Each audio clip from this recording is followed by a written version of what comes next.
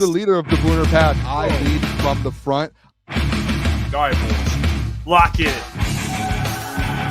It's our core foundation, man. Grit. I'm fired up. I'm fired the f*** up, boys. It's pumping right now. It's got my juices pumping, boys.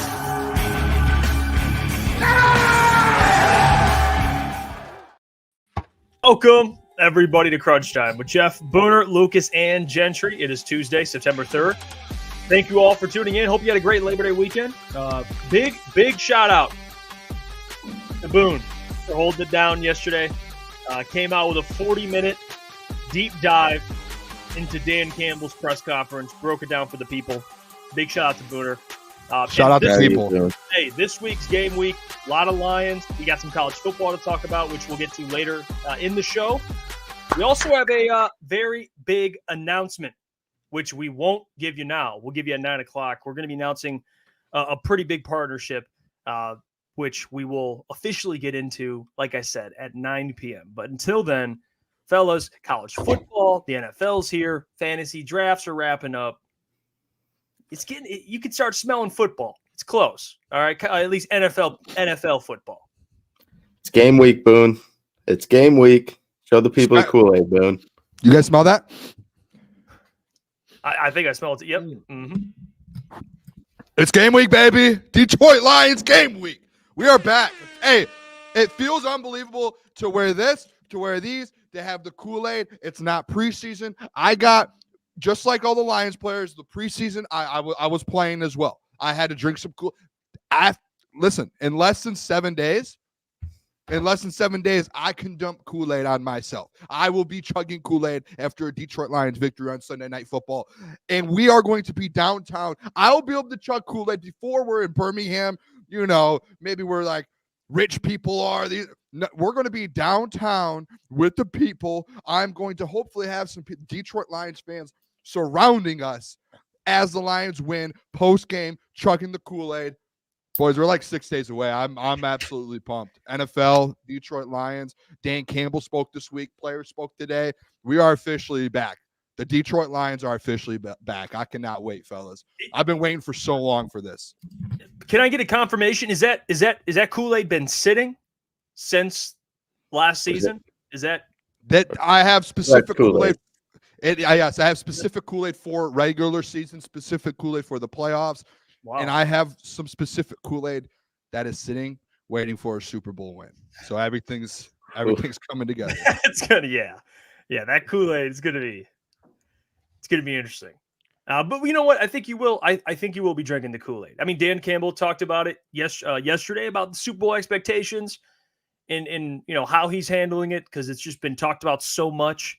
And then of course we have ESPN pumping up the Detroit Lions, which I'll get to in a second. I also want to mention, we're having a Rams, beat writer or someone who covers the Rams.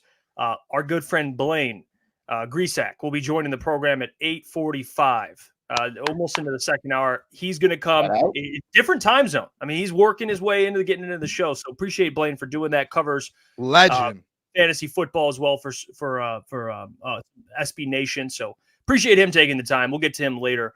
But I want to play this clip. Dan Campbell. Hey, Dan Campbell answering, the simple question of, hey, Dan, how are you guys handling the Super Bowl expectations? I know you guys probably talk about it a lot. So here's Dan Campbell on that. Let's play this clip. No, well, it's funny because I just told the team, let's not talk about it anymore.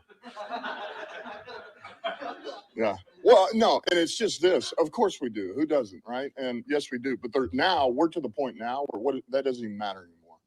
Like, what does that do?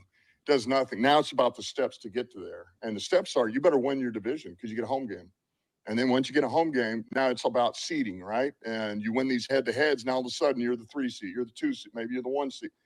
So we got to win division, man. And so it starts with this first game, NFC opponent who could win the West at the end of this year. You win a head-to-head. So it's all about now what gives you the best odds. That's so far down the road now. So now it's about setting yourself up for that. And how do you do that? Well, it's like we said, it starts with game one, NFC opponent, really good opponent who I think is going to be staring at all of us in the playoffs at the end of this year too. So that's it. You find a way to win your division again. And there you have it. All right. Dan Campbell, we get it. We're Super Bowl contenders. All right. Yeah. People have us in the Super Bowl. We get all that. We understand that. But the reality is it starts Sunday. Sunday it starts. Then you win your division. Then you get the number 1 seed. Then you get a home field advantage throughout at least the NFC conference. And you go take care of business. Okay? And ESPN, ESPN, they gave the Lions at least their, I guess, what would this be, like their predictor? That's kind of their thing they use here. But they have the Lions winning the Super Bowl, ESPN. And they had the Lions finishing 13-4, clinching the number 1 happening. seed, beating the Kansas City Chiefs in the Super Bowl. Things are happening. I like this. Like, I like this a lot, but I also, part of me is like, man, it's too good to be true. But it's not. It's not too good to be true at the same time. Do you like being the team that's predicted? Would you rather them not be the team and still kind of be an underdog, I guess, in an aspect? It's yes and no. I don't know how you feel about it, guys. I look at it like this. The reality is, when you're good, this is what happens. You go from the team that everyone, they're patting you on the back. They're saying, good job. I love the Lions. We talked to a lot of people. My second favorite team's the Lions. That's what they always say. But I wanted to, there's a part of me, Mike and Boone, where I kind of want them to say, you know what? I hate the Lions. Like, you guys, screw you guys. So I like this. I like the pressure. Yeah. I like the pressure. That and like, remember last week we had this segment and we were like, hey, is there pressure on the line? Yes, there's pressure on the Detroit Lions. Everyone's picking the Lions to win. You see, like, Good Morning Football today, all of them have or some of them have the Lions as the 1 seed. Like, everyone right now is on this Lions bandwagon. I want it. Like, think about the Chiefs for so many years. Like, everyone's always like, early, even when they were winning their first couple Super Bowls, everyone's on the Chiefs on their bandwagon, being like, hey, and eventually, like you boys said, and you guys pointed out to me, which is a fair point, eventually people are going to get tired of you. But you know what? That means you're winning football games and you're winning Super Bowls. That's when people start getting tired of you. And I'm all in for that. Like, I want every single person in the country to pick the Detroit Lions to win the Super Bowl. And this is what I've said this before, and this was like the Booner. This is literally, I said this yesterday when I was solo. The Booner Pact was literally created to get the best odds last year to get to the NFC Championship game. Jeff, we got in the argument last season where it was like, you're like, what's the Booner Pact? And I'm like, literally, it's for them to get 2 home games in the playoffs and to get to the NFC Championship game. That was the Booner Path. Like, the easiest way to do it is to get 2 home games. Dan Campbell literally just broke down the Booner Path, just saying, it's an odds game. Like, to win the Super Bowl, you have to give yourself the best odds. And yes, winning the division, guess what that means? That means you're automatically getting a home game. But to the next level of that, to get to a Super Bowl and to not have to worry about traveling, you have to win these head-to-heads versus the Rams, versus the 49ers, versus the Cowboys. That is the next step. And Dan, very, very conscious of it. Like, he knows, like, how are we going to win a Super Bowl this year? We need the 1 seed. And he said it there. And obviously he's not looking ahead at the 1 seed, but he knows week by week, you need to go out there and fight for the 1 seed. And that's exactly the mindset. And we knew this was going to happen, guys. Last week when we talked about the pressure, my whole point was I would not want any other coach in the NFL to be head on with the pressure with this whole Super Bowl hype than Dan Campbell, because I knew exactly what he was going to do this week. He was going to come in on Monday morning, just like he did yesterday, and say, I just told the guys, don't even talk about the Super Bowl anymore. All that matters is week 1 versus the Rams. Practice today, practice tomorrow, practice the next day. And then we get to Sunday, it's game week. We don't care about week 2, week 6, week 10. So, like, I love the pressure because we know we have Dan Campbell at the helm to pull it back from those guys. We can handle. I'll take all the pressure. I will. Klotz, I see you over there. You'll take the pressure. The fan base will take the pressure. Let those guys go out there and play. Take the pressure off them. We'll take it all. I'll drink the Kool-Aid so they don't have to.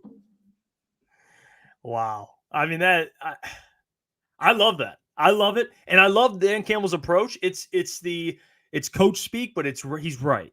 Because the Super Bowl doesn't matter. The Super Bowl is not till February. You have a lot of time. You still have to win your division.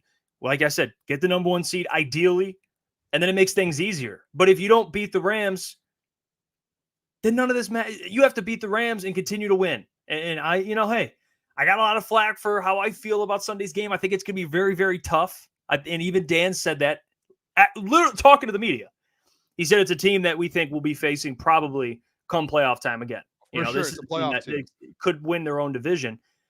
And they know they have to focus. I mean, it doesn't matter who it is. I don't care if it's the Cardinals. Like, this is the NFL, man. These are pros. These guys get paid millions of dollars too to do what they have to do. So that's why.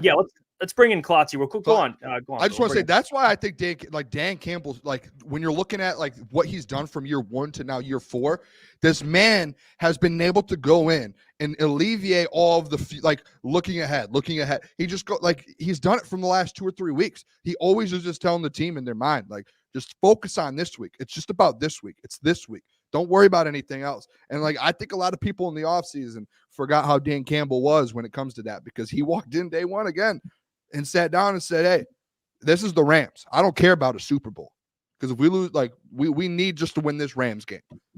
Put the pressure on Boone. Put the pressure on the Booner path. Put the pressure on Lukas Klotz. Put it on Jeff Iafrate. Anyone but the players. It's fair. Yeah, the Dogs, they know the mission. What up, fellas? How are we? It's game week. Yep. Got football even on Friday. That'll be interesting to see how that happens in Brazil. But either way, no, I'm excited. I mean, I like that, to Jeff's point. Like, I like that the Lions are now entering this territory. I mean, we used to think of headlines as, could the Lions make the wild card this year? Could the Lions finish second behind the Packers in the NFC North? And we say it all the time. Times have changed, and this is the kind of change that we're going to see with the Lions, especially as fans. So good waters to be in. I mean, you would want to be expected to win the Super Bowl after last year's performance, and you got this offseason behind your back. I mean, guys, we talk about them being the hunted. Well, one of those guys playing quarterback for the Rams, who's very familiar with the Lions, he spoke about his the experience of losing to the Lions in the playoffs, and he said this Dove, whatever. Wait, is this? Hold on a second. Oh no, this ain't even the real Dove. You got. No, Jeff. Oh, good thing. You know what? I'm Good glad thing you realized it. Hey, give me credit, because I realized it. Yeah. You know what matters more than this, though? Let's be real. God. Hold on. Rather than a Matthew Stafford quote, you know what really matters? There's no kids to boo. All right, they're not coming. Kelly's not coming. The kids aren't coming. All right, relax.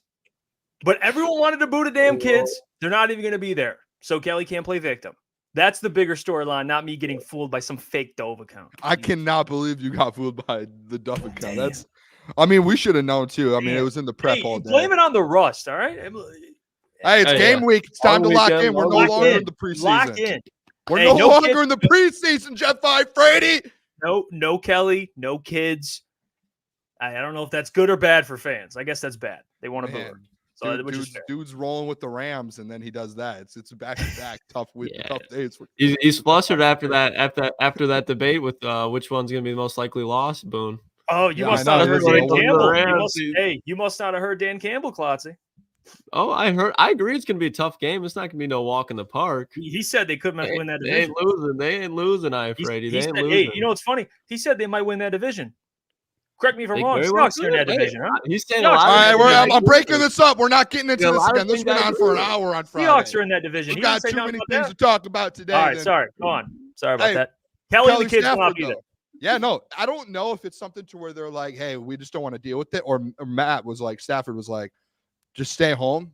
We don't need these distractions. Like, we know what's going to happen. We don't need the distractions. Either way, hey, who cares? I mean, I don't really care. I was listening to 97.1 this morning, and they were going at it. Jim Costa was going at it today about booing the kids. He was like, boo the kids, boo boo Kelly. Like, who cares? Like, and then everyone else is kind of getting mad at him for saying that. But like, like, it doesn't matter to me. Like, don't show up. Like, stay in LA. I don't care. Hey, you know what? This week, I'm just going to be honest with you guys, and you guys know I'm a Stafford guy. I hate Matthew Stafford for the next 6 days.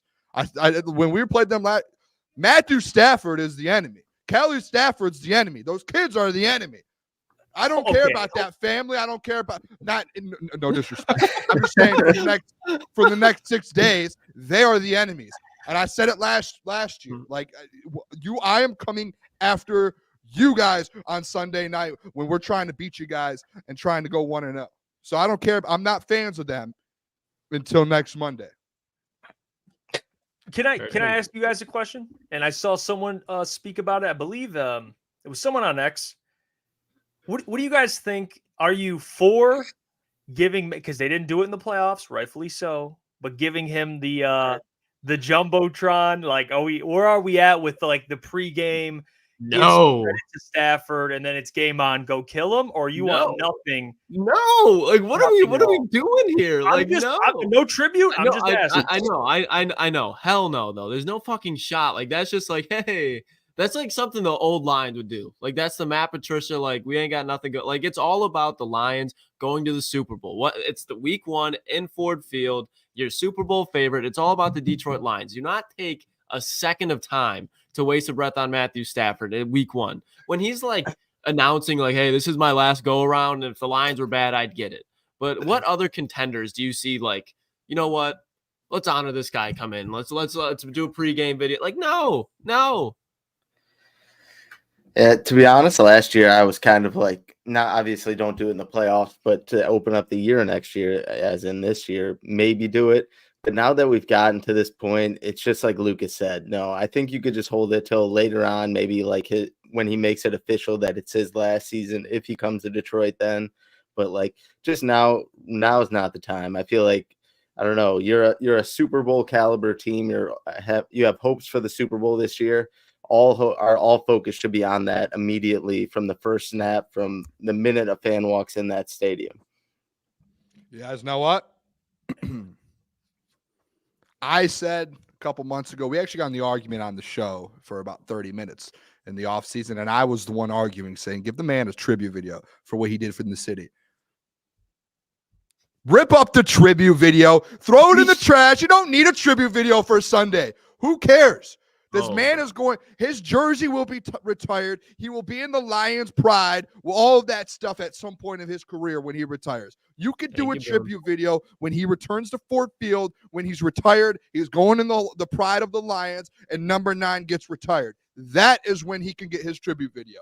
That is when he can do it. But he's not doing it on Sunday Night Football when you're fighting for a number 1 seed and you're sitting there as a Super Bowl contender trying to prove to the world that that you can go win the Super Bowl this year. No. There's a reason Kelly Stafford isn't coming to the building. It's because it's a hostile environment. Detroit Lions fans are going to be on one. Leave the tribute video at home. We'll see you when your jersey's retired, and we'll see you when you enter the pride of the Lions. I've been one of the biggest Matthew Stafford gobbler. I grew up watching him. Like I started watching football and fell in love with football because of Matthew Stafford. So like I'm all in for Matthew Stafford. This is different. You're one of the best teams in football. I don't ever see NFL teams doing tribute videos unless, like Klotz said, it's a bad football team. Like in the NBA, you have 82 games. Like it's okay if you do it out of 82 games. You have 17 in the NFL. And especially your primetime games, you have 6 or 7 of them. You go out there and win that football game. Don't even think about Matthew Stafford. Don't take this side. This would be the softest take I have ever seen out of you, Jeff. Don't you dare. Don't you dare. I'm gonna say no. I'm gonna say no. I see. I got you there, Klotz. You thought I was gonna. I'm gonna say no. And it's funny. Me and Booner, we're actually on the same side. But the more I thought about it, you don't even want to give that like mental edge. Like I don't know, because he's not a part of the Lions. Okay, he's the enemy, like Booner says. I don't think it's a good message to send before, especially the opening game at home at Ford Field, and you throw up a tribute video. Like it is a little soft. I'm not gonna lie, it is a little soft. You can save that for when he gets into the Lions Ring of Honor or whatever it is. Okay, I'm with you guys. I after the playoff game, I'm like, yeah, just do it. For the first game of the season. And then the more I thought about it, I'm like, wait, why the fuck would they do that? Why would you play Matthew Stafford highlights of him in a Lions uniform right before kickoff where you're going to war with them? It is a little different. And the NBA is not like football. I mean, the NBA is football's it's a physical sport. I mean, these guys go to war for, a couple hours straight. I don't know. NBA is a little different. It's not as, and especially the league's not as physical. Like you can throw up, everyone can be boys and everyone's everyone's boys and everyone leaves. NFL is a little different. So I'm with you guys. Don't worry. I'm not going to go and argue for a tribute video. Okay. I think you wanted to really bad. It was flashing through your head. No, I did. But the more I thought about it, especially the last, probably 2 weeks, now that we're getting closer, it's like, that would be a bad message to send. Like, I would agree.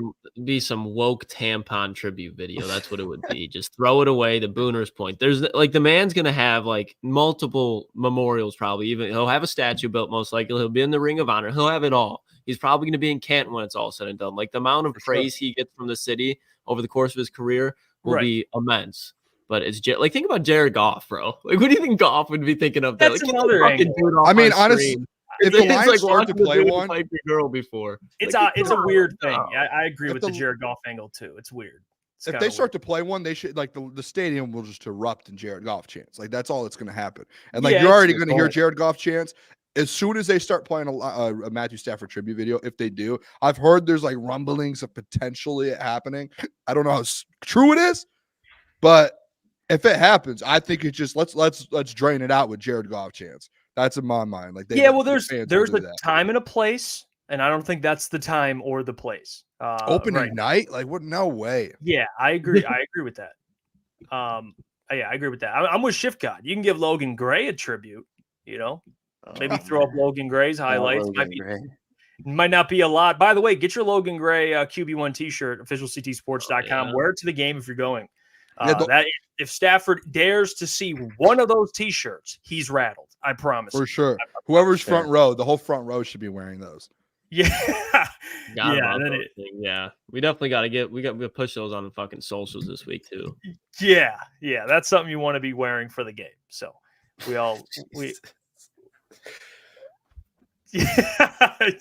Steve Lehman is absolute demon. All right. Well, speaking of one of the players that'll be out there, Jameson Williams. Okay. I heard a quote today. And it did not sound like J-Mo. I don't know what happened all season. It's been kind of like, he's quiet, let his work do the talking. And then he just comes out and drops this bomb. All right. And he just straight up says, out of the whole NFL, I want to have the most receiving yards and touchdowns. Like just straight up 0. Hey, I'm just going to let it be known right now. I want to have the most receiving yards and touchdowns. Which I love this. Is it true? No, but I love that. I love the fact that that's what he wants. Like that's what you want out of your wide receiver. What is he? Wide receiver 2 to be an absolute killer. So I don't mind it. That's like a wide receiver 1 mindset. So now you have Amon-Ra St. Brown, wide receiver 1, Jameson Williams, wide receiver. Like you have the mindset of 2 wide receiver 1s on their foot. This is what's crazy to me. Like this is already a top 5 offense in the NFL for 2 straight seasons. And now you're adding a Jameson Williams where a lot of people, let's just be honest and say it how it is. A lot of people were calling him Jameson Williams a bust and was saying that, hey, Jamo's not going to be anything. Like, yeah, he's just going to go out there. No, like Jameson Williams, fellas, is about to have an absolute year. And like there was a conversations we've had. It's like, well, how does he even do it? Like you have so many weapons. Where do the numbers come from? They're going to find the numbers.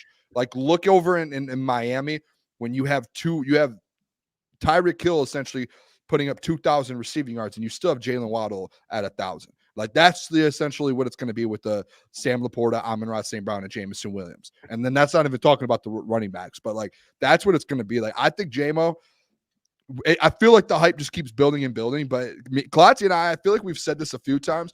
This is just a guy to where he can get 4 or 5 touches in a game, which he will get more. But even if he just got 4 or 5 touches, those touches will go for 80 to 100 yards. Like that's the type of player he is. And especially with some confidence getting built up, those yards are going to get more and more and more. Like I posted actually his Alabama highlights the other day. And those Alabama highlights, like his confidence is so high. And he just touches the ball and he goes for 80 yards. And it's just like that's what he's been doing in training camp. Is he's just been every time he touches the ball, it's going for 40 yards, 60 yards, 20 yards. Like it's unbelievable what he's about to do.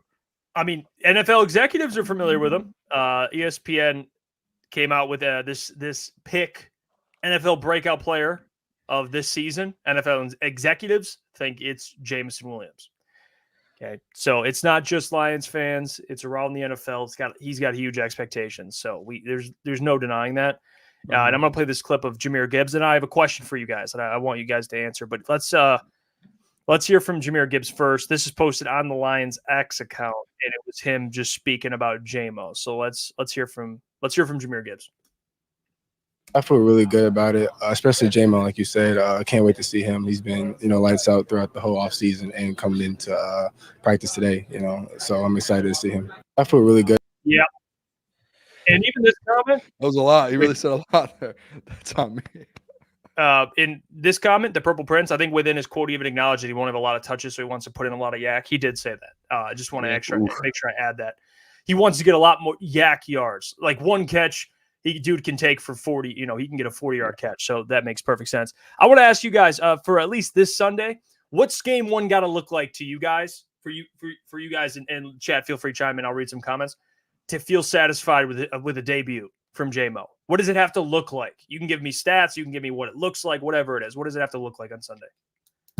I mean, to me, if you want to go statistically, I think I'd be like thrilled if J-Mo gets like 4 catches, 80 yards, and a touchdown. But what really matters, just because you're talking about, is the Rams, Jeff. I know you think it's going to be a pushover game, but no, this is going to be a dogfight. I think if Jameson Williams can make crucial catches on second, third down to move the chains, because if he's speaking like, oh, I want to get the most yards and touchdowns out of all the wide receivers in the NFL, that boy knows he's about to get some volume. So I think they're going to be trying to lock down Amon-Ra St. Brown, especially because they're really familiar with what his game is, played against him in the playoffs last year. So they want to neutralize it because that's the number one target through the air.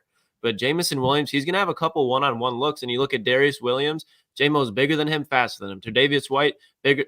And at this point, Tre'Davious is built better, but Jameson Williams is going to, or Tre'Davious White's built bigger, but Jameson Williams is going to be able to blow by him. He's coming off 2 major injuries, so there's going to be a lot of opportunities. You got Cam Kitchens in the back end. He's a rookie coming off. There's a lot of areas where Jameson Williams could succeed here. Off play action, just make a play down the field late in the game to close it. If he has 2 catches for 60 yards, that's fine. I just want his presence to be felt on the field, even if it's making plays for other guys. I'm not going to be one of those people that are freaking out if he has a huge game in week 1 or if he doesn't, because I know Jameson Williams is a damn good football player that throughout the season is going to show up consistently.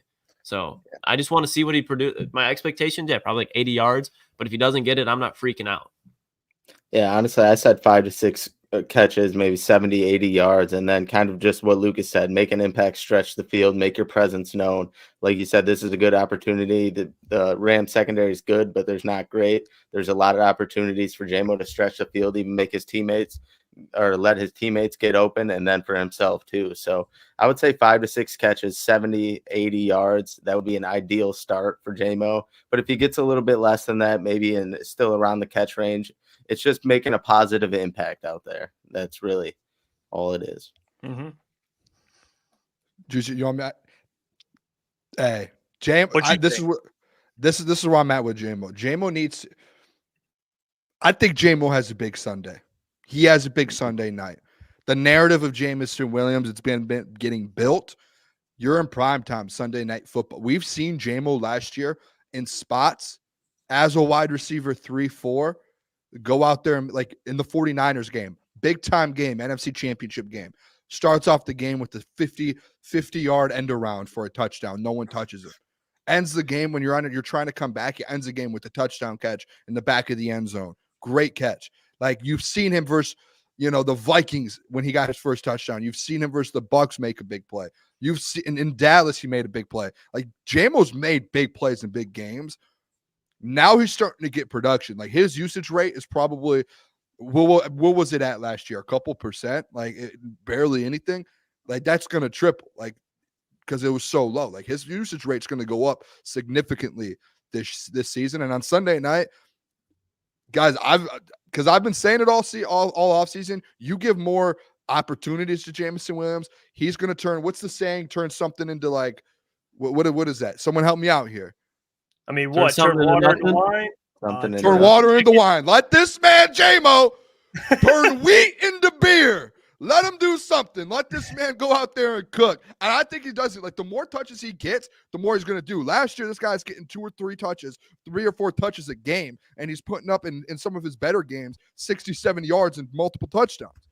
This year, like Sunday, he's going to go out there. He's going to get 5, 6, 7 touches, and those 5, 6, 7 touches are going to go for over 100 all-purpose yards.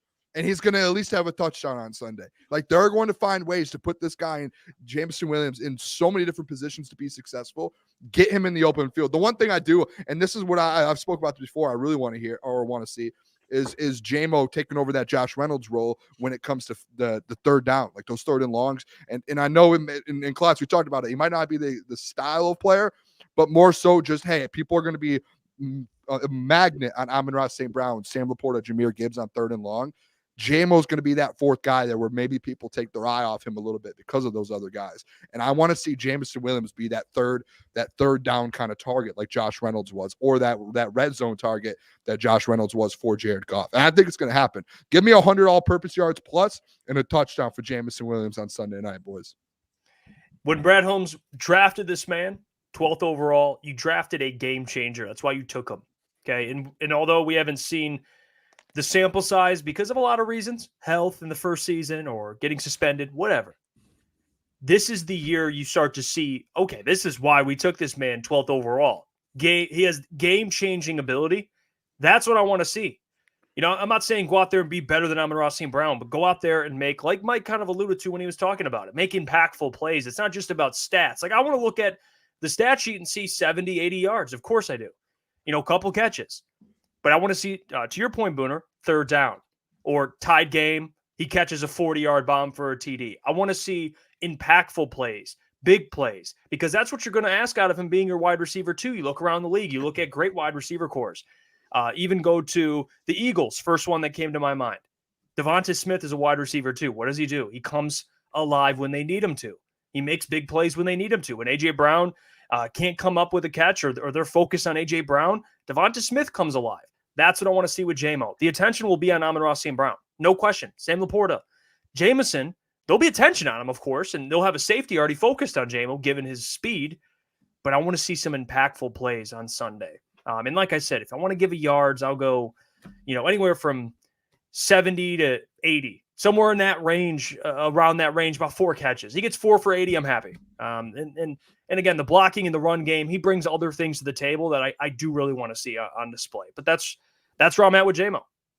Do you guys think that JMO's going to be – because I think there is the sense of, like, in the NFL, like, you do see teams that have, like, 1 or 2 really good players. Like, let's say, like, the Eagles, who have Devontae Smith and A.J. Brown, to your example, Jeff. And, like, last year they had DeAndre Swift. Do you think there's, like, a sense of, like, you have Amon-Ra, JMO, Sam Laporta, Jahmyr Gibbs, D-Mont. Like, imagine at one time all of them on the field. And then you had, like, a Tim Patrick in. Someone's got to be open. Like, you can't guard all of them. Like, to me, the order goes, like, Amon-Ra, Sam Laporta, Gibbs, and then it's, like, JMO. So I feel like the breakout stuff for him, it just seems so more real, like, very realistic because – like, this guy's going to have so many opportunities. Like, defenses are going to have to fall asleep on someone at some point.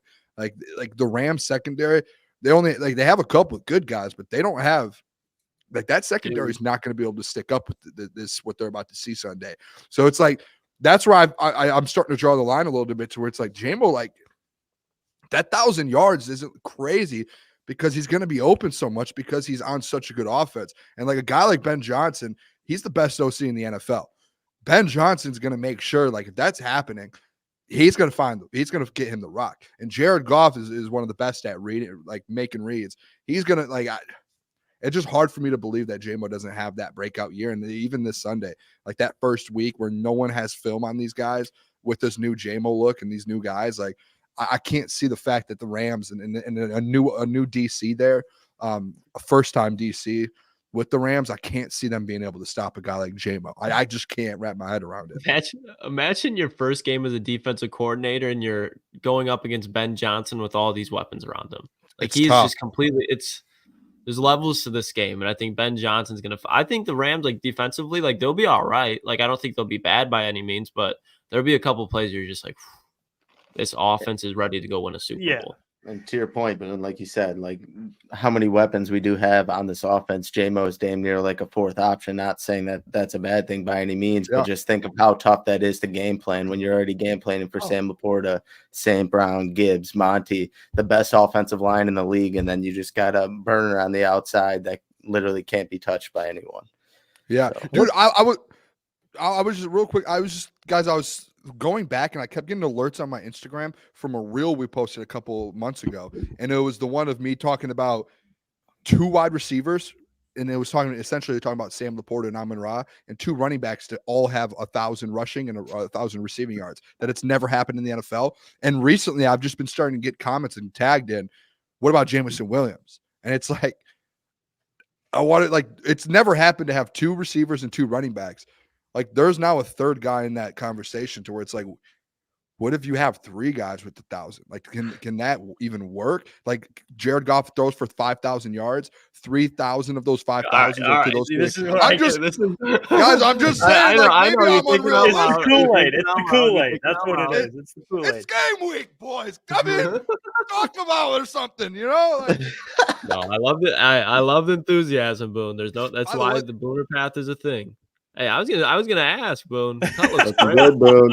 Hold on. Good, Boone. One more, Boone. Wow. One more. I mean, that's impeccable. I mean, that's just. I mean, that mullet's impeccable. The mullet's on its way back just in time for the season. Shout out Spencer, man. I think he was in the chat earlier. Shout out. Yeah, you might even see Jerry Jacobs out there. To be honest with you, he might even be at corner. I haven't think about that. He might even get good old Jerry. Jerry's gonna be calling shots out there. He's gonna be knowing all the personnel, all the formation. He's gonna game wreck the Lions. It's gonna be Jerry Island. What's JMO's line? Do you guys know? JMO's line. I had it pulled up. Fuck. I think it's 38.5. It is 39.5. 39.5 receiving yards for JMO. Come on. 39.5 week 1. That's BBQ. Are you 39? I'll give a teaser. I don't know if you guys remember last year. I picked last season when we did our watch parties, which we will be doing this year. I picked one player. I gave my solo Legacy picks player. out. Yes, I did my solo picks, which every week would be an unbelievable. We made a lot of money. I did my parlay, which we would hit almost every week, and I picked one legacy player. And I think we went 14-3 last year on legacy players, and all that was their yards to hit and to score a touchdown, and we went 14-3 last year. I'm not going to say exactly who I'm picking because I'm between 2 guys, but little teaser, Jameson Williams, 39.5 touchdown. That's wild. On Sunday when we do our pregame show. Dude, that's like what I would have expected like towards the end of the year last year, honestly. Like 2 catches is probably 40 yards for JMO because maybe he gets like a screen that goes for 3 yards, but the next one he's getting 20, 30 yards. And even if he doesn't, like he's going to see the rock more than 2 times. Like JMO is going to at least probably get 6 targets, I'd imagine, at the bare minimum, unless the Lions are just absolutely curb stomping him, which I don't think is going to be the case. So 30, that's a lot. That's a lot. That's the time to bet him because it's only going to rise. You know, he gets 70 yards week 1. It'll go up to 50 and 55.5. You know, it'll jump. I'm comfortable betting this guy at 60 something. Like that's the thing. It's like I'm comfortable. Like he can get that. He'll get 39.5 on one play and one reception, and he's going to have 4 receptions on Sunday. So for me, it's like I'm very comfortable betting 39.5 because I know he's going to at least get 1 catch for over 30.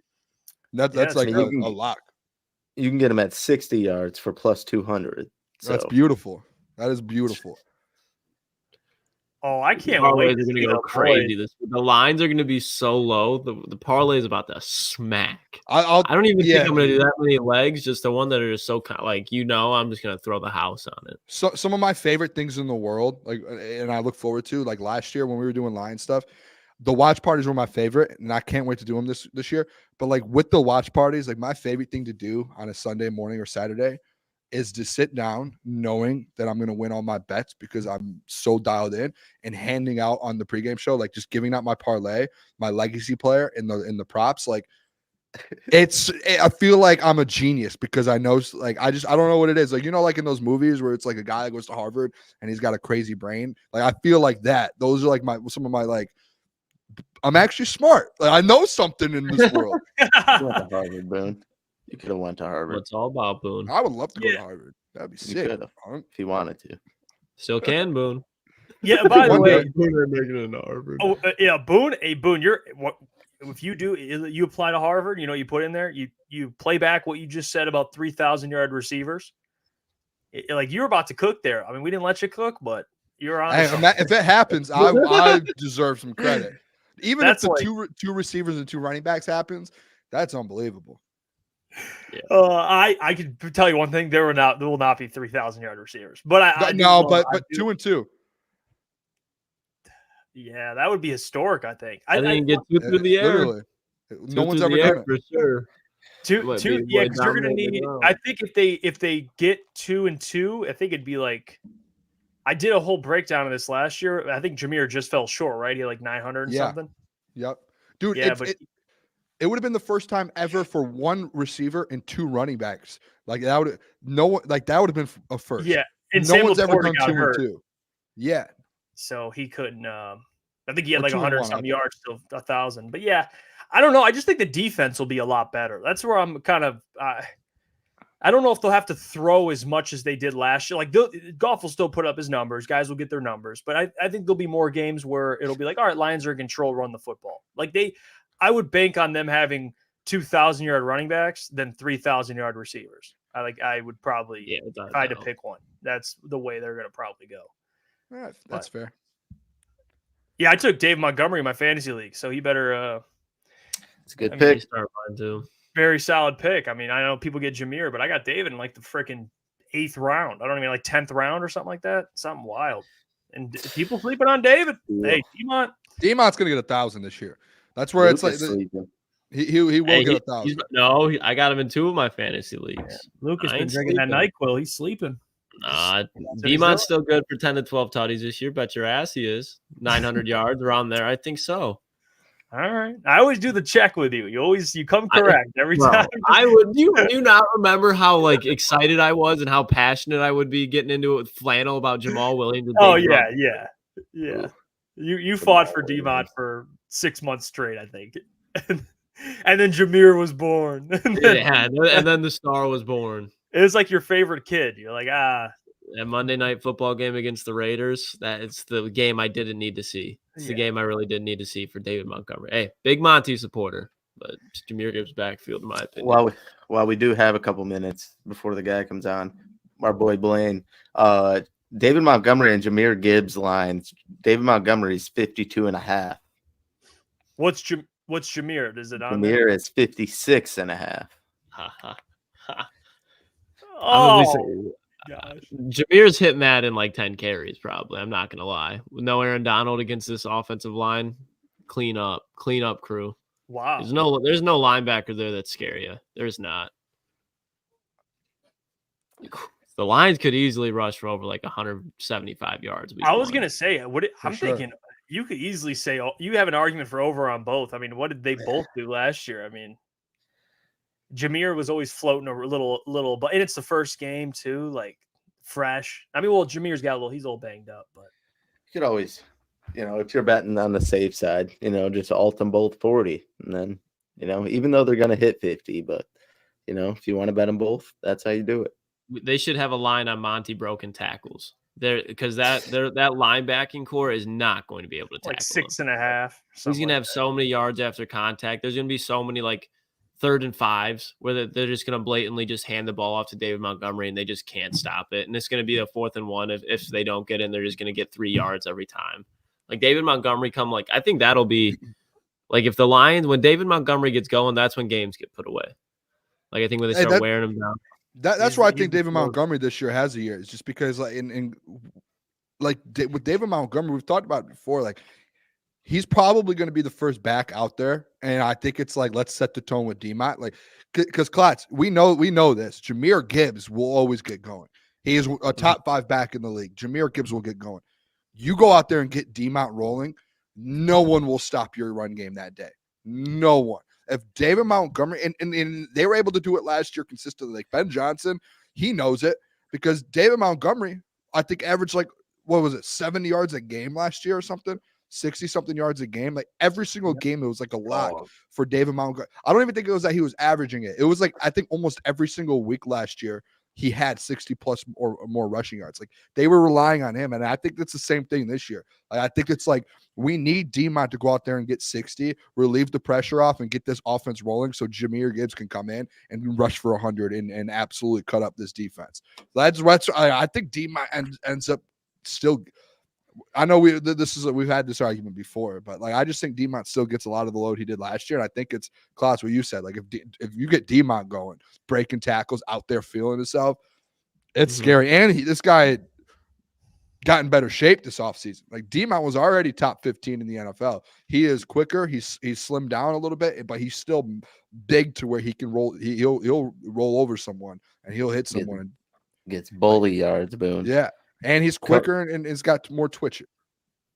And Coach kind of brought it up. Do you guys think Gibbs kind of gets eased into the lineup, obviously, on Sunday night, or do you think they kind of let Monty have the show off rip? Or Jameer Gibbs, that's why, like, I just think and I'm not saying this is what the Lions are going to do, but when I look at this offense and I look at this running back tandem, I think if you put Jameer Gibbs out there right away, because he can just go, he can just suffocate all the life out of the defense in 2 plays.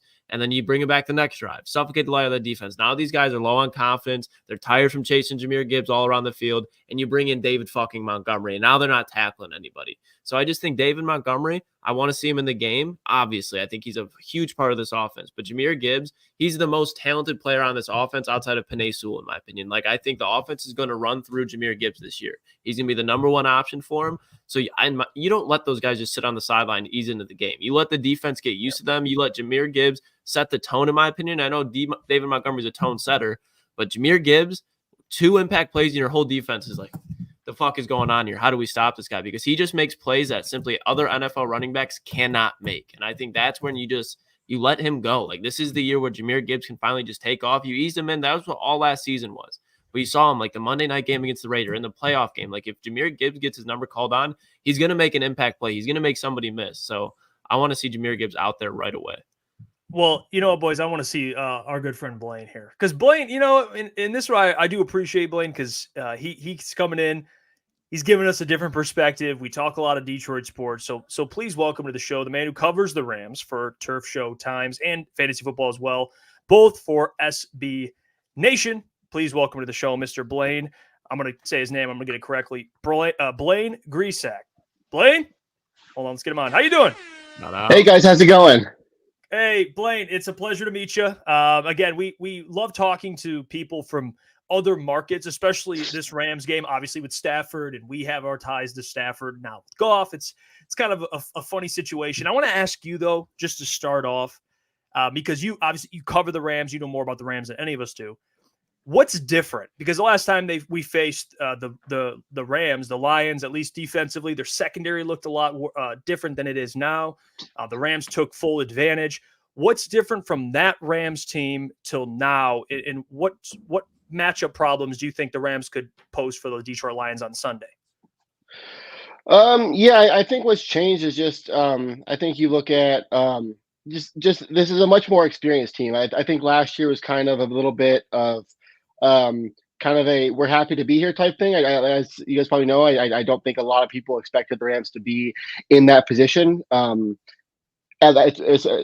especially at the beginning of the year. I think everybody kind of saw this team as a team that was tanking, and that just kind of wasn't the case. That they make the playoffs, and but yeah, so I think this is just a kind of a young team that kind of has that experience under their belt now, but also it's a team that there's some guys that really have to step up. I mean, obviously Aaron Donald retired in the offseason, so you have Kobe Turner that's going to need to kind of step up into a larger role. Braden Fisk, they drafted in the 2nd round. They'll be expecting him to kind of step in and make an immediate impact. Same with Jared Verse on the edge. So there's still a lot of youth on this team, but I think there's some experienced youth as well, which I think benefits them. I think last year was good for this team just because it was much needed experience that I don't think the moment will be too big for them. Yeah. Blaine, appreciate you joining the show. I know game weeks, they're probably pretty busy. What I want to ask though, just real quick here, when it comes to kind of the defense going into this week, obviously the matchup just a couple games ago in the wild card game, but the Rams in the offseason add Braden Fisk, Jared Verse, and obviously like the Lions top 5 offense the last 2 years. And we know what that matchup was at Ford Field last year. What do you kind of expect those 2 guys specifically and some of these newer additions on the defense to add to kind of slow down this Lions offense? And as well as like, do you think they're going to be able to handle the matchup? Because, you know, with the David Montgomery, Jameer Gibbs, and these guys are rookies coming into that instantly right away. Do you think they'll be able to handle that matchup? And how do you think that improves their defense as well from the offseason? Yeah, it's certainly, I think, going to be interesting. I think you look at, especially, I think you just kind of compared kind of just where pressure came from last year and where the pressure is going to come from this year. I think, when you have an Aaron Donald on the defense, you expect that pressure to come up right up the middle, directly into the pocket. And I think you kind of look at, this year you have a Kobe Turner and Braden Fisk to give you that interior pressure. But I think Jared Verse kind of gives you more of a steady presence there and more consistent presence, certainly on the edge. So I think honestly, like the matchup between him and Penei Sewell is going to be that's going to be a tough first matchup for rookie first round edge rusher for sure. And then I think it's just going to be really important too for the Rams. I think made the really surprising move. I think it was last week to trade away Ernest Jones at linebacker. So now they have Troy Reeder and Christian Rosetum playing linebacker, which is less than ideal when the first game is against you're going up against Jahmyr Gibbs and Sam Laporta. Those players are going to. Ben Johnson's smart enough to kind of attack the linebackers a little bit there, but I am interested to see kind of how new Rams defensive coordinator Chris Shula activates the safeties a little bit. I think Quentin Lake, Cam Curl, I think those two players are going to play a huge role in the defense, and I would expect them to kind of take a majority of the responsibilities when it comes to Laporta and Gibbs, but certainly interesting. And then I think you just kind of look at kind of the experience on the outside. The Rams added Darius Williams and Trey White in free agency, and I think just it's gonna be a fun matchup against Amon-Ra St. Brown and Jameson Williams, who I think is a player kind of looking to take a really big step this year. Yeah, Blaine, just like Booner and Jeff said, I really appreciate you coming on, making time out of your day. The one thing that I really think is the storyline kind of hovering over the Rams this offseason, the loss of Aaron Donald. So what do you think the Rams, obviously covering the team, what is their solution to replenishing Aaron Donald? Because he impacts more than just getting to the quarterback. He affects everything, including the secondary and the linebackers. So what is their replacement? What is going to be their identity after losing Aaron Donald, in your opinion? Yeah, like I said, I think you just got to go to I think one of the better sports movies of the last 10 years. You go to Moneyball, and Billy Beane kind of famously said, we're not going to replace Jason Giambi, or we're not going to replace Giambi. But we can try to recreate him a little bit, and I think we're going to try to do that kind of from instead of getting all that pressure coming from one player and in one spot, it's going to come from different areas. I mean, like I said, I think Kobe Turner is a player that's kind of going to look to take that next step after a really strong rookie season in which he arguably probably should have won Defensive Rookie of the Year. Braden Fisk has had a fantastic summer, and from everything that the coaching staff has said and everything, he's someone that his motor runs hot all the time. So he's someone that I think could surprise and kind of take the league by storm a little early. And then the Rams edge rushers last year, Byron Young had a really good first half of the season, but really kind of trail off and hit that rookie wall towards the end of the year. Michael Hoyt was somebody that the Rams used kind of, especially in simulated pressures. They dropped him into coverage quite a bit, and the Lions kind of exploited that. I believe in the playoff game last year, I believe Sam Laporta scored on the fourth down with Michael Hoyt covering him, and that ended up being a pretty big play. So I just think Jared Verse kind of gives them a more just a more respected presence on the edge that they didn't have last year. So you're not going to replace Aaron Donald. That's the greatest defensive player of all time, arguably. So you're not replacing him. But as far as kind of just a more collective group and more and a group that kind of works maybe better together than they did last year, maybe fits better together. I think that's what you're going to get with this group. Yeah, and Blaine, like the fellow said, thanks for joining us. I kind of just wanted to talk about Matthew Stafford and your expectations for him in the offense next year. Obviously, you got year 2 of Puka, year 2 of Kyron, and then you're hoping for a full healthy season of Cooper Kupp. We know what that can bring. So just your overall expectations for Stafford having a fully healthy offense for a whole year. I think the expectation is kind of what it has been since Stafford arrived, and that's kind of be that steady presence at quarterback, but also be that guy that can make the special throws. I don't necessarily think we'll see the 2021 version of Stafford ever again. Really, that was just the Rams didn't have a run game back in 2021, so it was like, here Stafford do some crazy shit with the football and get us out of some situations, and he has the ability to do that. But I think you kind of saw what this Rams. I think Rams are going to try to lean into their offensive identity what it was towards the end of last year, and that's they're going to lean on this power run game with Kyron Williams, and now they added Blake Corum to the mix as well, and yeah, they'll still expect Stafford to be the guy and make those special throws, but they won't expect him to do it all the time, I guess. So I think they're going to try to take some of the load off of Stafford, but I still see him being a highly efficient quarterback that can make those throws that that you only see a handful of quarterbacks make. So Blaine, I got to tell you, all right, Blaine, I get a lot of heat. I've been getting a lot of heat recently for my we went through the first 5 games for the Lions, and me and Lucas, we got into a heated argument why I believe the Rams is the toughest game of the first 5. All right, and they play the Seahawks as well, other teams. I want you, and you might. Hey, you're on the spot. A lot of Lions fans tune in. I just want to hear your thoughts. Where are you at with this game? I know every game, at least the players, the coaching staff, they expect to win. What do you think, in your just honest assessment?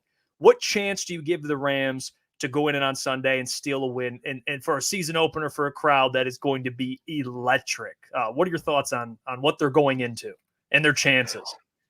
Yeah, I mean, obviously, I'm going to give the Rams a real chance here. I think in the Sean McVay era, they've only lost one week 1 game, and that was back in 2022 against the Buffalo Bills, coming off of that that Super Bowl season. So, Sean McVay, he does a really good job at getting his team ready for week 1, and I think it certainly doesn't hurt that the last time these two teams met, it was in the playoffs, and this team I think is going to remember how they felt walking off of that field, and I think kind of when those guys walk onto Ford Field again on Sunday night, some of those same emotions of what they felt back in January, I think are going to come back. So I certainly give the Rams a chance. But at the same time, just being realistic, and I don't. Hopefully, there's not a lot of Rams fans tuning in here because I'm probably not going to make a lot of them happy by saying this. I don't think it's that important of a game. I guess I think it's more important from an emotional standpoint than it is than it is kind of big picture. The Rams are coming into this game. They have dealt with a lot of offseason injuries to the offensive line. They haven't been able to build a lot of cohesion with that group. Like I said earlier, the defense is still, I think, going to kind of. I think it's going to take a few weeks for this defense to kind of find its footing with a new defensive coordinator. How they're going to approach things without Aaron Donald. Which guys are going to step up? I think it's going to take them a couple weeks. I think if they can kind of be competitive in this game and just kind of. I'm speaking with a very, very losers mentality right now, and I don't necessarily like it, but it's. I think there's a chance that they could steal a win, but if they lose, it's not necessarily the end of the world either. That does make sense, especially as being week 1. And I like the stat too. I didn't know Sean McVay only lost 1 opening week game. That does put something else on this game a little bit. So, Blaine, I do want to ask this because last year, I remember when we were covering the games, I was doing a pregame show. One thing that I had mentioned for the Lions, a key to victory, was keeping Kyron Williams under 100 rushing yards, because last year when he had over 100, the Rams were 5-1. And then going into this year, obviously now there's the Blake Corum situation as well, where Blake Corum kind of joins in, and it's kind of a little duo there. I'm interested to hear your thought in LA. What the expectation is for Kyron Williams and Blake Corum as well. Like, how much usage will Blake Corum realistically get? And do you think, because last year, obviously, the Lions' rush defense is top 5 in the NFL, do you think they're going to be able to kind of establish the run now, having Kyron Williams and the kind of Blake Corum to back him up? Do you think that changes things from the last matchup last year in the wild card game? Especially with those injuries, too, on the offensive line. With the injuries as well. Yeah, it's certainly going to be interesting. I think when you look at kind of the how Kyron Williams and Blake Corum are going to work together, I think you really look at exactly kind of how the Lions use Jahmyr Gibbs and David Montgomery. I think Kyron Williams is going to kind of be that guy, but between the 20s and kind of and give them and maybe take between 65 and 70% of the overall carries, and then I mean, but you guys, I'm sure, being Lions fans, I'm sure you guys probably watch a lot of Michigan as well. I mean, I think Blake Corum scored like 27 touchdowns last year at Michigan. So this is a guy that has a nose for the end zone, and I expect him to get a lot of red zone usage. And I think you can look at that playoff game last year. I think the Lions were 0-3 in the red zone, if I remember correctly. And the Lions scored a touchdown, I think, every time they were in the red zone. So that really kind of ended up being the difference in that game. So I would expect Kyren Williams to get the majority of the work, but Blake Corum maybe subbing in here and there, and certainly I think getting more usage in the red zone. I think just when you hear how Sean McVay talks about these two players, he absolutely loves Kyren Williams. I think that there's been a lot of discussion this offseason on how Rams are going to move away from Kyren Williams and Blake Corum's going to take over as the full-time running back, and I just don't see it that way. Sean McVay loves himself to Kyren Williams and understands how important he is to the offense. But you look at the offense last year, like you said, just Kyren Williams was a huge part of this offense, and the offense was night and day with him on and off the field. And coming out of the draft, McVay said that Blake Corum is a very similar style running back as Kyren Williams, and gives them much of the same there. And so last year when Kyren Williams had missed time, they weren't able to get a lot of the same things out of the run game as they were when he was on the field. So I think Blake Corum gives them more consistency in the run game when Kyren Williams is hurt, or when he needs to come off for a break and whatnot, and just more of kind of just a managing Kyren Williams to the long haul of a 17-game season. So I think you're going to see the Rams, like I said, lean into that power run game that they established last year, and Blake Corum's a big part of that. All right, Blaine, I need you to put your thinking hat on, because I've got two guys I want to pick your brain on a little bit, because I think these are the guys that, if you go back to the playoff matchup last year, the Lions, they kind of let Cooper Kupp. They didn't really let him get loose that much. But guys that kind of scare me are Jordan Whittington and Demarcus Robinson, or Darius, whichever one, Demarcus Robinson. What do you think those guys' impact will be week one? Do you think they'll have big games, or do you still think they're going to try to force feed Kupp and Puka? Yeah, I still think this is the Puka Nacua and Cooper Kupp show. I think that Demarcus Robinson is kind of that player that you forget about on third down, and all of a sudden he's making a big catch on 3rd and 12, sneaking in between the zones. So I think he could make an impact that way. But I mean, Puka Nacua absolutely exploded in that playoff game last year, and I don't necessarily maybe see him having that big of a game. He certainly will be involved. And then while Cooper Kupp played in last year's playoff game, he wasn't really healthy the entire year. He started the start of the year hurt with a hamstring, ended up, I think, hurting his ankle at some point in the middle of the year. So Cooper Kupp's been healthy all offseason. So I think this is kind of the first time we're going to see a healthy Cooper Kupp since the beginning of 2022, and that was him coming off of the Triple Crown year. So I do think this is still the offense is still going to run through Cooper Kupp and Puka Nacua in the passing game, but I would expect Demarcus Robinson and Matthew Stafford have developed a pretty good chemistry. So I think kind of in big moments or whatnot, Stafford certainly won't be afraid to look Demarcus Robinson's way. Yeah, and Blaine, I kind of just wanted to get your take on the NFC West, just your outlook on it. Obviously, you got Arizona, you get Kyler Murray and back for a whole year, you get Marvin Harrison, you still have the Seahawks, have a lot of defensive weapons. They get a new head coach, and obviously you have the 49ers. So just what your outlook on the division, and is there a chance that the Rams can somehow steal this division? Yeah, I think there's certainly a chance that they could steal the NFC West. It's certainly a super competitive division. Obviously, the 49ers are considered one of the tougher teams in the NFL, but you kind of look at the last two NFC teams to come off of the year following the Super Bowl. You look at the Rams, and they completely collapsed in 2022. You look at the Eagles last year; they started really strong. I think they were like 10-1 or something, and then completely fell off down the stretch. So I could certainly see that happening with the 49ers, especially with all the offseason drama that they've had. They've kind of worked out some of that drama with getting contracts to Brandon Ayuk and Trent Williams, but they've been out all offseason. So I can see them maybe stumbling a little bit in the beginning of the year, or just maybe having kind of that typical Super Bowl slump here. And then Seattle, they're gonna be feisty. I mean, I'm really excited to see what that defense looks like. They have some playmakers on that defense, and then obviously you have Mike McDonald coming in there. Geno Smith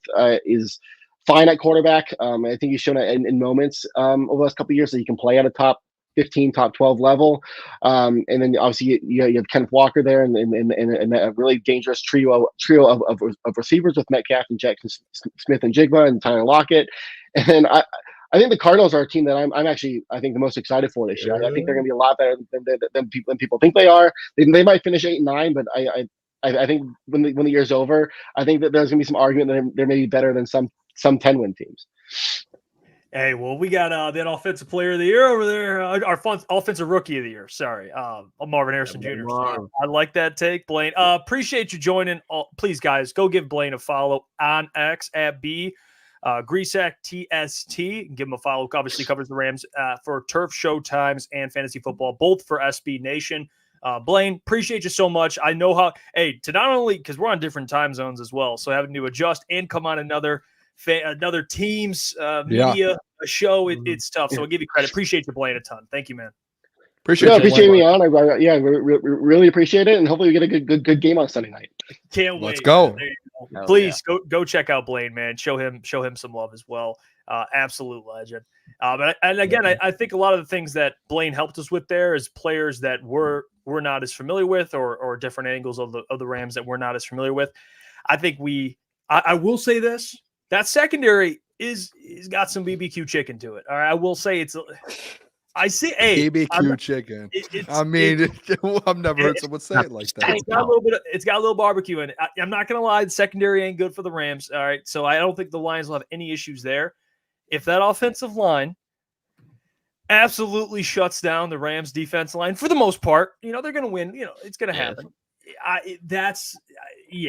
It just depends how the Rams offense plays, because I will say it could get very ugly. It could get even though we have a fully new revamped secondary, and we're hoping they do great things. I don't think we are the ones that should be calling anyone's secondary barbecue chicken, especially the past few years dealing with the Lions. Even though I think now we got some dudes back there, we still got to slow our roll a little bit there, Jeffrey, because our secondary has been barbecue chicken. I will say with the Rams, not anymore, Gentry. I will say though with the Rams, see it, but we still got to see it. I gotta see it.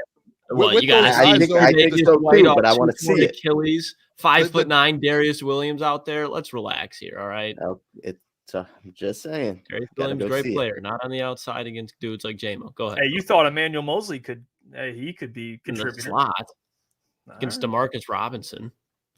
All right. What were you gonna say, Boone? Sorry.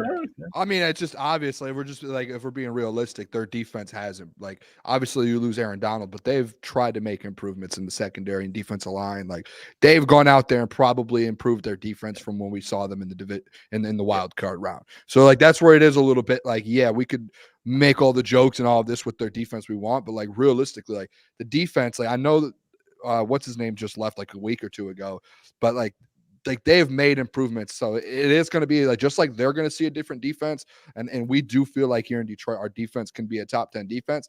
They're all sitting there as well. And it's not just them, it's national media as well. Like today, the amount of shows that I turned on and national media that I saw come out with predictions and have the Los Angeles Rams actually winning that division over the 49ers. And it's like, because they already have the offense, like they know, what the offense is, but they have made improvements on the defensive side of the ball. So it's like, you have to have that to be able to win the division. And there are a lot of people who think that the Rams can make a run at the division this year. So like, it is going to be a battle for this offense. Like, I don't think it's going to be a walk in the park. Like the Lions only scored 24 points versus that defense last year. I know it had Aaron Donald again, but you're probably putting from top to bottom better defense on paper. The Rams are coming into this game than they did in the wild card game. So it's like, it's going to be a battle for sure. Like I'm not going to sell it short. I still think they're going to put up 30 on them, but I mean, if I ask you, if I were to ask you guys, what's a player, name a player, and we talked about Jamo, but I'm talking in general, both sides of the ball, who's a player that has to have a big game on Sunday? Like, it doesn't have to be someone like a receiver. This is easy. Anybody who has to have a big game on Sunday in order for the Lions to walk out of there victorious. You guys, I've got an easy one. I don't know if you guys want me to. Go ahead, Boone. Start it. I think there's an obvious one. I've been writing the narrative all summer for this guy. And I said it started week 1, Sunday Night Football, primetime, national TV. Ooh, Aiden Hutchinson is the player out there, in my opinion, that needs to go out there and have a big game. Like, Aiden Hutchinson is going to, I've said it a million times, this guy's going to go out there and create the narrative instantly that he is the best defensive player in the NFL this season, and it starts on Sunday night. Last year, wild card game, guess what he had versus Matthew Stafford? 2 sacks, 2 tackles for a loss versus Matthew Stafford. This kid grew up idolizing Matthew Stafford, watching Matthew Stafford, supporting the Lions. Now he gets a chance to start his season off, start the Defensive Player of the Year conversation off on an extremely high note, go out there and get 2 more sacks, make things hard on Matthew Stafford in this pass game. You have the secondary behind you now. You have DJ Reader, Aleem McNeil, Levi Marcus Davenport. You have all of those guys backing you up now on this defense. Aiden Hutchinson goes out there, has a massive game on Sunday night, boys, and ends up putting his name at the top of the list for Defensive Player of the Year. I dare you all to go watch the odds move after Sunday night and after week 1. See him move up. Take the bet before Sunday for Aiden Hutchinson, Defensive Player of the Year, because he's going to go out there, have multiple sacks. Mike Tirico's going to have to call it. Chris Collinsworth. Aiden Hutchinson, another sack. And it's going to be 2 or 3 sacks. The home crowd is going to be doing the stanky leg. He's going to be doing the Michael Jackson dance. And he's going to go out there and dominate on Sunday night. And he's going to be he's the player to me. It's like, hey, who changes his team this game on defense? Aiden Hutchinson's going to be the one to do it. I like it. I don't hate it. There was one I was going to do Hutch, and then obviously I was going to do the secondary. I don't know how they're going to be lined up with these guys, but who's ever covering Puka and Cooper, I'm just going to combine them into one. We've talked about this revamped secondary all off season, how we've gotten guys in here. Now you have a test week 1, 2 of the best wide receivers in the league, one of the best quarterbacks at slinging the ball around. So the secondary is going to have to step up huge. Obviously, Kyren Williams will have some impact in the run game, but you're expecting the Rams to be chasing most of this game. So they're going to be throwing the ball a lot. And obviously your new secondary is going to be tested week 1. So Carlton Davis, Terrion Arnold, those are my 2 guys I'm looking at. Yeah, I'm going to stay on the defensive side of the ball. What's up, Josh? I said, sorry if I picked 2 and I stole one of your guys, but. Oh, no. I mean, my guy is Alex Anzalone. I think the key to winning this game against the Rams is you got to stop the run. Let Stafford give it to Kupp, Puka, whichever one you want. They're going to limit one of them. Aaron Glenn's going to make sure of it. But the way that the Rams will really hurt the Lions is through the run. And you look at all the additions that the Lions made up front, that's going to help Alex Anzalone. You look at the injured offensive line for the LA Rams, that's going to help Alex Anzalone get into gaps. And I think Alex Anzalone is a guy that if you just let Stafford sit back there and pick you apart, he's going to keep you in the game. I think they're going to send him on timely blitzes, and when he does that, just disrupt it on third downs. That's why I think Alex Anzalone, outside of Aiden Hutchinson on third down, is the most important player because he's able to be in coverage on tight ends, running backs, even some slot guys from situationally. But if Alex Anzalone goes out there and he finished how he did last year, especially in the NFC Championship game, he's a tone setter. He's a guy that after Aiden Hutchinson, it's Alex Anzalone, then Brian Branch. He's the guy that sets the tone for that linebacking core. So if he goes out there and is able to limit Kyren Williams, that's the key to the game, in my opinion. He's obviously not going to be able to do it single-handedly, but he's got to make some big impact plays. Oh, I just love it. I mean, it's just really, I just do. You guys make your little arguments. I just love it. You know what? I think this is the only player that's going to make this is the player that I need to have the biggest game. All right. Aleem McNeil. And I'll tell you why. 2 reasons. Because he can affect both of these. The run game and the pass game. Aiden Hutchinson's a great one. Anzalone, it's cute. I like it. You know, I don't mind Anzalone. I almost Campbell. Hey, I was thinking Jack Campbell. I'm gonna go with Aleem McNeil because he's gonna be so integral when it comes to stopping Kyren Williams, number 1. And then number 2, with the injuries they have on the offensive line, pressuring Stafford from the interior is going to do what? It's going to make everyone else's job a lot easier. Davenport might get a sack because of Aleem McNeil. I mean, who knows? And then you have Aiden Hutchinson. So I think Aleem McNeil, and I believe I said this last time they played the Rams as well, his impact cannot be understated. And I know DJ Reader, he's starting to work back. I don't know his official status for week 1, but I know for a fact Aleem McNeil is going to play. I know for a fact he wants a contract after this season. And I also know for a fact he's gonna have the ability to wreck that game on Sunday. So I'm gonna go with Aleem McNeil because if he's helping out against the run and you're forcing Stafford to drop back, then Aleem McNeil can cause even more problems if he's getting to the quarterback. He's gonna make Matthew Stafford's job a living hell, especially a guy who's not very mobile, he wants to stay in the pocket and get the ball out. Well, Aleem McNeil is going to make it tough for him to do so. And he's going to run right into Aiden Hutchinson, or he's going to run right into Marcus Davenport. So, and he's going to make the secondary's job a lot easier. So I'm going to go with Aleem McNeil for that reason. Wow. Cute. Wow. Yeah, I mean, if DJ Reader plays, I think it automatically switches to DJ Reader, right? No, I'm going to go with Aleem. I'm going to go I think Aleem. you go to whichever guy. Yeah, I'm going to go with Aleem because of what he can do as a pass rusher. That's why I'm going to go with Aleem. But DJ is a good one too. But I think the defensive line, I do agree with you, Boone, that the defensive line is going to be probably one of the biggest factors here. Because if the defensive line's getting home, I mean, Anzalone, Carlton Davis, all those guys, their job's going to be a lot easier. So, yeah, I had wrote down like a matchup, and like I did a player in a matchup. The matchup I had was just was Matthew Stafford versus the D line, and essentially like the secondary. I know it's like pretty broad, but just like, if the defensive line gets to Matthew Stafford and makes that game just absolute, like just everything's tough for him, like his plays to make. Like he threw for almost 400 yards last year, like 370 something yards or 367 or something. Like he cut it up. And obviously that's because of the secondary, but like Hutch got to him a couple times. Other guys got to him. If you have this defensive line with, say, DJ Reader plays, clogging up the middle and Aleem getting a path at it, Hutch getting a path at it, maybe James Houston getting a path at him. Like you're sitting there and you're like, all right, this is a tough pass rush. And then like, guys, think about this. And I had wrote this down actually, and I want to make sure. Last year, like guys that you had last year, CJ Gardner-Johnson, Kendall Vildor, and Cam Sutton in the secondary, you've upgraded Carlton Davis, Terrion Arnold, Amik Robertson, Brian Branch, Kirby Joseph, Iffy, Ennis Rakestraw. Like Matthew Stafford is going to have an absolute problem compared to that 380 yards that he threw for last year versus the Lions. Like it's going to be a night and day difference, especially with the pass rush and an upgraded secondary. Like that matchup, that's like the key matchup to me, honestly. And we'll talk about it throughout the week, like our matchups and things. But like to your point, Jeff, that's like a game breaker is getting to Matthew Stafford. And then now you're adding in like this upgraded secondary behind Hutch and Aleem and these guys. Like that's a scary sight. It's a scary thing to see. And real quick, before we get into, we're going to get into Peter Schrager's playoff prediction. I mean, he has the whole NFC and who he has as the 1 seed, because I do want to get into that. I think it's a good time now to kind of tell everyone who we're having a big partnership with and who's our newest sponsor of the program, because I have, and I was waiting on this graphic that I have now to make it, I think it paints the picture. And we talked a lot about what we want to do on Sundays, which is be downtown, right? Do these pregame, postgame watch parties.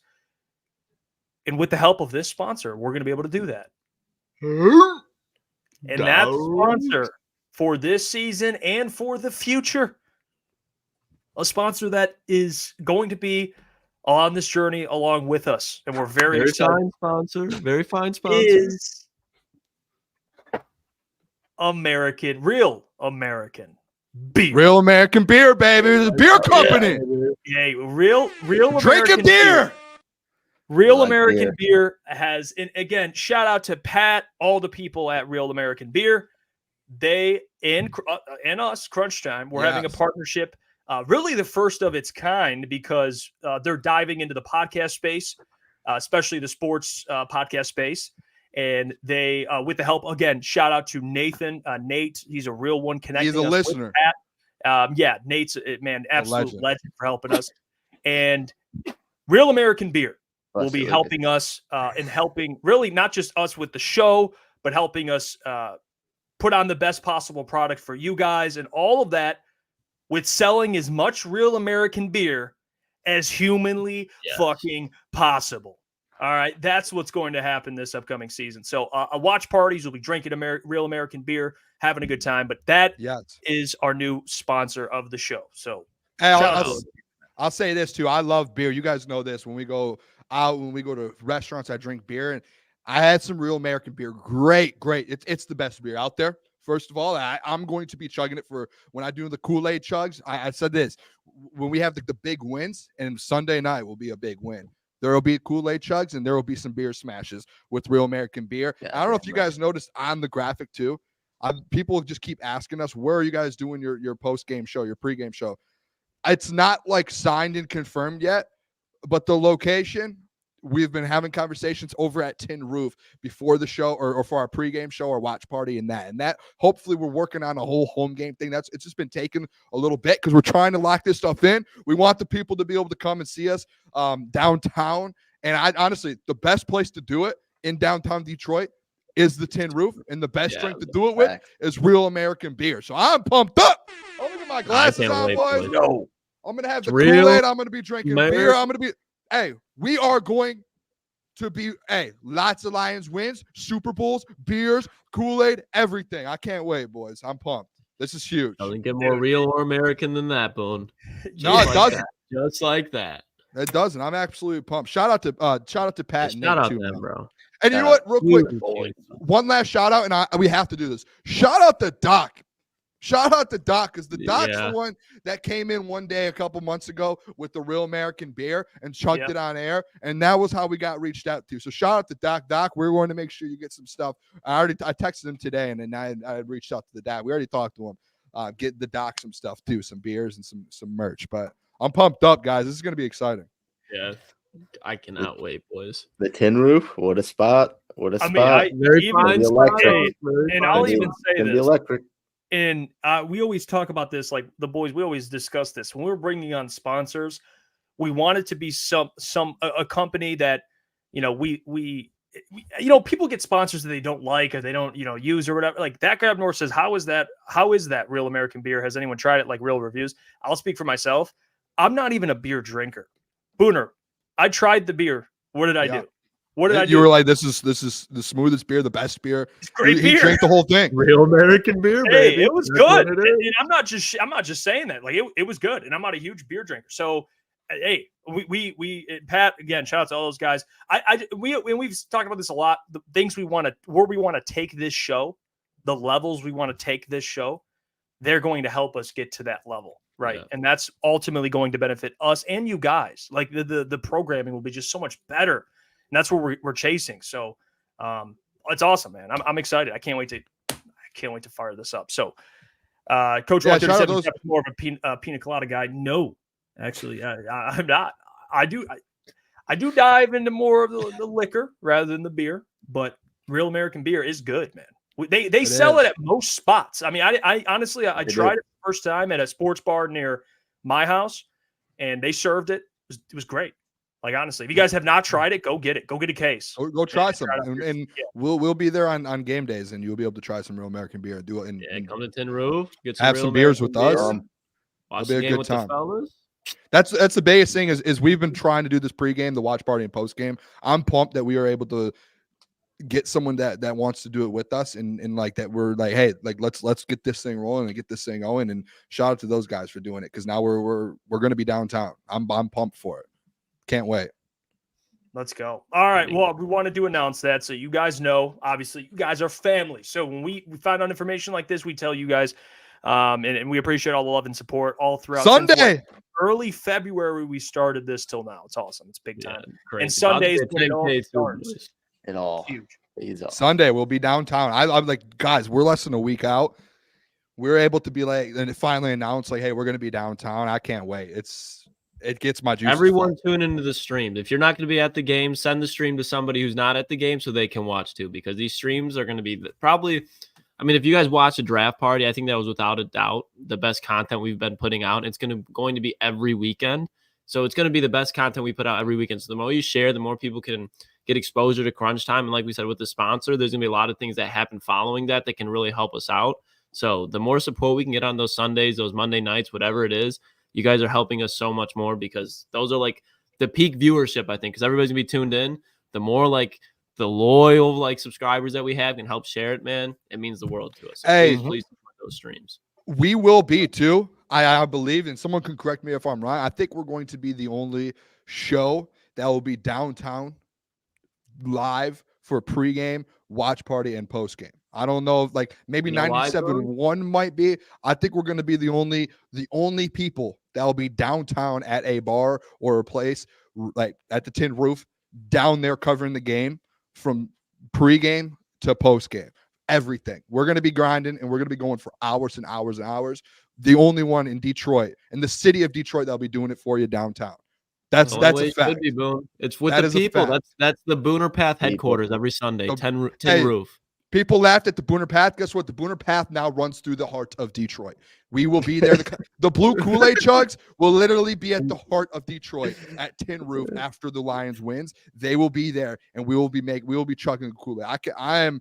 This is a dream come true to be able to be downtown with the people chugging Kool-Aid. I can't wait. Like, imagine the people behind in those Kool-Aid videos. Yeah. It's unbelievable. It's unbelievable. He's just got a huge crowd there just cheering him on. That's gonna be awesome. Kool-Aid with the people. Well, hopefully one of those. Hopefully a guy that's down there, maybe he comes down and checks it out. Mr. Peter Schrager. All right, and he had his came out with his number 1 seeds. I mean, look at this number 1 seed list. I mean, at least the number 1 seeds and then the playoff list. So Peter Schrager, who's pretty known for being pretty accurate. All right, pretty accurate with a lot of his predictions. NFC, he has the number 1 seed Lions, 2 Rams, 3 Falcons, 4 Eagles, 5 49ers. They don't win their division. Seahawks, 3 teams in the NFC West make it, and then 7 the Packers. Then the AFC has the Jets 1, Chiefs 2. Jets over the Chiefs. 3 Ravens, 4 Jags. Gross. 5 Bills, 6 Broncos, and 7 Gross. Chargers. Wow. Gross. You got 3 teams in the AFC West. That's insane. 3 in the AFC West, 3 in the NFC West. Peter Schrager. The Jets. Fits my narrative. It does. Yeah, it does actually. There you go. Let's go. Hey, Peter Schrager is typically one of the more spot on guys when it comes to NFL predictions. That's what I was going to say. Like, he is typically locked in. I said it a couple days ago. He predicted the Super Bowl matchups and winners for like the last 5 straight years. So I don't know how accurate he is with the seeds, though. I would have to guess if you're predicting Super Bowl winners and matchups, you would have to be able to line up the playoffs pretty well to be able to know who's going to play who. You know what I mean? Like, you're going to have to, he has the Rams over the 49ers. That's, Jeff, that fits your narrative saying that, hey, this is a tough game on Sunday, tougher than people think. If they're going to beat the 49ers in over in that division, here we go, fellas. Like, we're in a gauntlet. No Dallas Cowboys there. I noticed that. The Seahawks. It's my narrative again. No Texans. Yeah. Oh, no Texans. The Bills fits mine. The Broncos. The Broncos, that's I get the man can pick Super Bowls, but not give me the path for the Denver Broncos to make the playoffs against teams in the AFC North or the AFC South. It is for that wild. matter. Yeah. Even teams like the Dolphins. I get it. It's fun to be entertaining and stuff, but Bo Nix carrying a team, because there's nobody out there who's going to be making plays, in my opinion. Bo Nix would have to carry that team in a CJ Stroud-esque manner and a division with Patrick Mahomes to get the Broncos in the 6th seed. So I honestly really have no issues. I think there's a couple of things I'd be like, but I can see the NFC playing out exactly how he has. But the AFC, I think after the top 3 is just absolutely butchered. Maybe the Bills at 5 could potentially be there if they hit their ceiling, but there's no way the Jags, Broncos, and Chargers all make it in. I could see the Chargers making it out of the 3 teams and at that exact same spot, but I don't even think that's that likely. I'm not gonna lie to you though, and I don't agree with him, especially who he has. A couple of these teams, I don't agree. But the Jets won. I don't agree. I think the Chiefs will be 1. But let me tell you the Jets' schedule. This schedule is a cakewalk. If Aaron Rodgers, I know there's a lot of dysfunction, but if he just, and I know you're banking on a guy who just came off an Achilles injury, so there's a lot of question marks there. But this schedule, they start off with the 49ers game, which is huge, but they got Titans, Patriots, Broncos, Vikings, Jets, Bills, Steelers, Patriots, and then you got the Texans, Cardinals, Colts, Seahawks, Dolphins, which Dolphins are going to be a tough game. But there's 3 games in there. The Colts, yeah, I can give you that too. So those I could easily string off. I mean, they can go 12-5. I wouldn't be if Aaron's obviously who is that? I apologize. Who? The Jets. The Jets. Yeah, the Jets. The schedule's a cakewalk. I mean, so I get Peter's argument. I don't agree with it, but I don't think that's a. He's basically saying, yeah, Aaron looks like Aaron, and they roll through their schedule. I will. Jeff, I'm a little with you. I will say this. I apologize, fellas. My computer, my thing went down. It was weird. I apologize. That's on me. But the Jets and the Bills thing, that's where, and we're going to do our playoff predictions later this week, and we're going to do our seeding and everything. I'm more so like, and I'm starting to get the feeling leaving the Dolphins out and the Jets and Bills coming out of that division and making the playoffs. Now, I think the Bills are going to end up winning it. I actually slow down, Booner. We're doing our divisions. All right. But I do think the Jets and Bills are going to be the team out of that division. I think the Dolphins end up being the odd team out, but I'm with you, Jeff. Like that schedule, it's favorable. I think it's favorable for the whole division, to be honest. I think the Jets win their division. I don't think they get the number 1 seed, but I can see the angle he's taking. The Broncos, no way in hell. There's no way in hell. Broncos are making the playoffs. Now, here's his NFC, the NFC teams thing, and this is what I really wanted to get into because you know how none of us even reacted that the freaking Lions were the number 1 seed. We just kind of casually let that slide. They're the number 1 seed in the NFL. Boys already feel how they feel. Rams over the 49ers. I don't know about that. I did look at both of their schedules. If the Rams can beat the 49ers, like go 1-1 versus them, they I know they have similar schedules, but I think you're going to look at like a Rams 11 wins, 49ers 12 wins, or maybe like I wouldn't be shocked if it ends up being both 11 wins and whoever has the tiebreaker ends it. That's where I'm at with it. That's kind of because when I was doing my divisions for today, I actually struggled being like, do I want the Rams or the 49ers to win that division? I legit was sitting there and I'm like, who should I roll with? I think it's the schedules. You know why I give any of these teams a chance? Because at least quarterback play. Seahawks snuck in there, Locust. They snuck in. Did they sneak in there? Oh wow. Did they beat Detroit in Detroit last year? Oh wow, they did. The Rams? No, they didn't. I heard it was tough to beat a team 3 times. I thought it was, and they did it. They fucking did it. They fucking did it. Hey, well, at least none of these teams have Davis Warren as their quarterback. Can we agree there? Very fine point. Very fine point. This weekend for college football, electric. Absolutely electric. What you got the Michigan to start off? We really started off on Friday. You watched the MSU game, which we were live during that game. And then you take it into the weekend. You have USC upsetting. Technically, it was. I don't know what the odds were. I think most people thought LSU was going to win. Yeah, USC upsetting LSU. You had some of the bigger teams get their normal blowouts, and then you have a team like Oregon win by 3, and then you have Michigan with Fresno State. It was like a set. What was it? A touchdown game? Yeah. Basically a touchdown game. What in the 4th quarter? And they ended up winning 30-10. Alex fucking. Yeah, and I want your guys' thoughts, the Michigan men here, and then we'll get to other teams in college football. But boys, and I've heard this quote, and please, if I'm out of line, tell me. If you have 2 quarterbacks, you have no quarterbacks. Is that not how it works? I mean, I think it's a very fine point. And I'll kind of if we're going on the Michigan game, I'll say it like this, obviously. I'm an Ohio State fan. But as an Ohio State fan, yeah, I think even with the better team last year in Michigan, like this is what Michigan does. Like they're not a team that's going to go and blow you out. I think you saw last year, even when they're playing Bowling Green. Like they're a team that just isn't really built to blow people out. I think they're going to do it they're going to rely on the run game. I just think there's not even the scores was so concerning. It was just the lack of production on offense. Like I think people didn't expect Michigan, like including me. Like I did not expect Michigan to have an offense, but not that bad. It will get better. I think Sharon Moore first game there, but I think offensively there's definitely some concerns. But when it comes down to it, they got the W. I think that's still just week 1. There's a lot of teams that start off slow. So even as an Ohio State fan with Michigan, I'm not overreacting because you saw the same type of game, maybe not all the way down to the 4th quarter, but teams kind of hanging around with Michigan all the way until last year, and they ended up winning a national championship. They're obviously not going to do that this year, in my opinion, but this is still a team where it's like, okay, people are acting like Michigan just sucks, and I don't think if they put another week, like if they just get their asses kicked by Texas, then I think, okay, it's fair to say that this team is just a pushover when it comes to those big games. But until I see it against Texas, like that defense is insanely good. Offensive line is all right, but they just don't have any skill players, in my opinion, or at least outside of Colson Loveland, like they don't have anybody to go to or anybody to give them the rock. So there's definitely concerns there. Yeah, no, and Boone, I'll let you go in a second, but obviously the quarterback play wasn't good. And the one disappointing thing to me, and me and Boone talked about it, was if you knew that the quarterback play was this bad, or if you had a lot of question marks, why didn't you reach out in the portal and bring someone else in? But aside from that, Lucas, I do agree with you. Like the skill position, it doesn't seem like they're getting any separation from their wide receivers.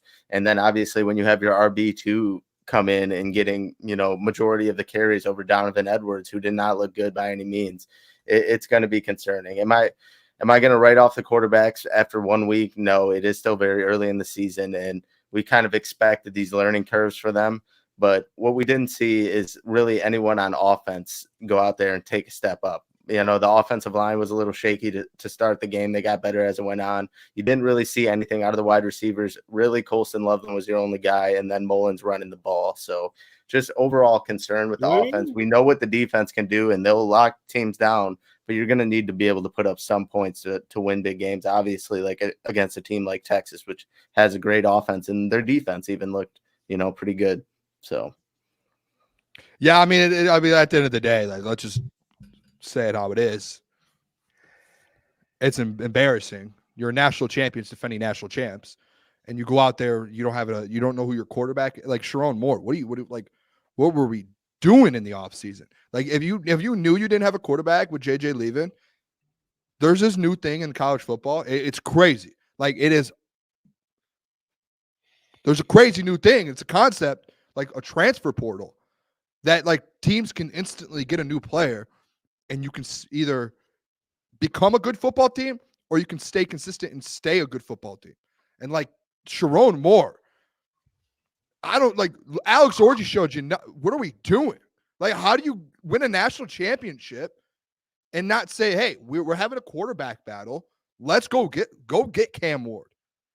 Go get someone. Like, go compete for Will Howard over Ohio State. Like, don't just sit touching there that and watch other teams pass you up and just sit back and say, hey, Harbaugh's leaving. Let's just take a step back. Like, no, you have the best defense in college football.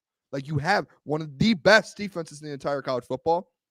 It is disrespectful to that defense that you weren't able to put an offense on the field on the opposite side of them.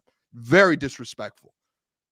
So they better figure this out. And if they don't figure this out, the quarterback situation, Davis Warren, Alex Orji, whoever it is, because I see the people like, give Alex Orji a chance. If Alex Orji didn't win the spot, you want him in. Like, neither of them are good enough to win a national championship.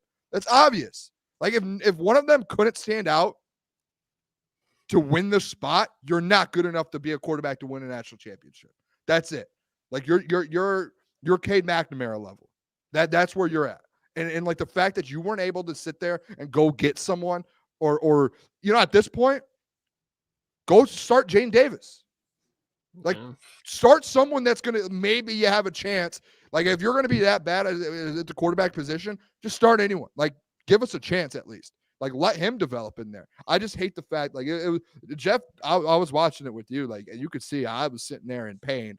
Even when they were up and Will Johnson had a pick six, I'm sitting there like, what is this? Like, this was a national championship team 6 months ago. And I'm not one of those people, like, just because you win a national championship doesn't mean you can have a down year the next year. Like, go be a team. Like, I'm not saying they're Georgia but like, compete. Give yourself a quarterback and give yourself a walking chance to go win football games. I'm going to say I'm nervous Saturday. I think they're going to be in the game because of their defense, but offensively, it's just like, how are they going to, like, if your defense gives up a couple touchdowns, how is your offense going to be able to withstand and go out there and score points? I don't have faith. Maybe they were playing down to Fresno State. I don't know.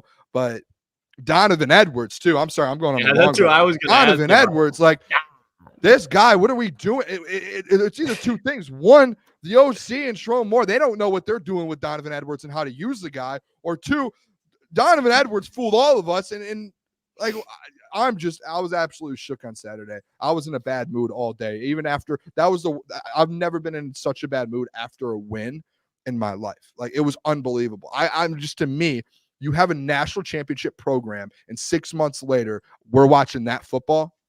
It was unbelievable.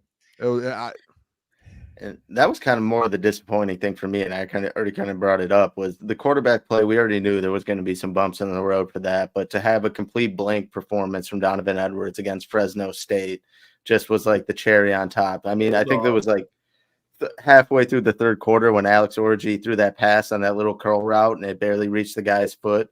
you're like, all right, so now we know why he wasn't in the game throwing passes, and we know this quarterback situation is going to be bumpy. But when they couldn't get anything going on the ground, which has been kind of the nucleus of their offense for the past couple of years, especially when you expected Donovan Edwards to take this big leap, having the backfield to himself, that was definitely by far the most disappointing part of watching that game on Saturday.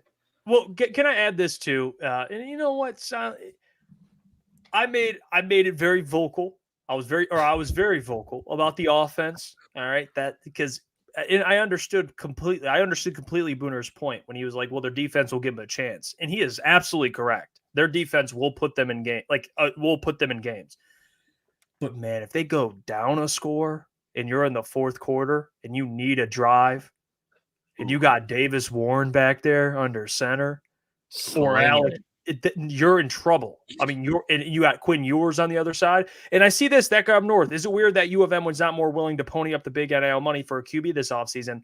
Guys, can I just say this? And I don't even know, and please tell me if I'm off. This isn't really a place, if I'm a quarterback, because JJ's built differently. He's like, he doesn't care about stats. He wants to win, and we know his pedigree. He could have went anywhere else and put up numbers. I don't know if it's an attractive place for a quarterback, especially with Jim Harbaugh gone. Like, if I'm a quarterback, why would I go to Michigan with Sharon Moore? No offense, probably a great guy, and those skill position players. Offensive line's always pretty good. I mean, we know how it is, Michigan, and what they can recruit in terms of the offensive line. But I'm not going to Michigan if I'm a quarterback. I'm going down south. I don't know. I think there is a point. Or to Ohio.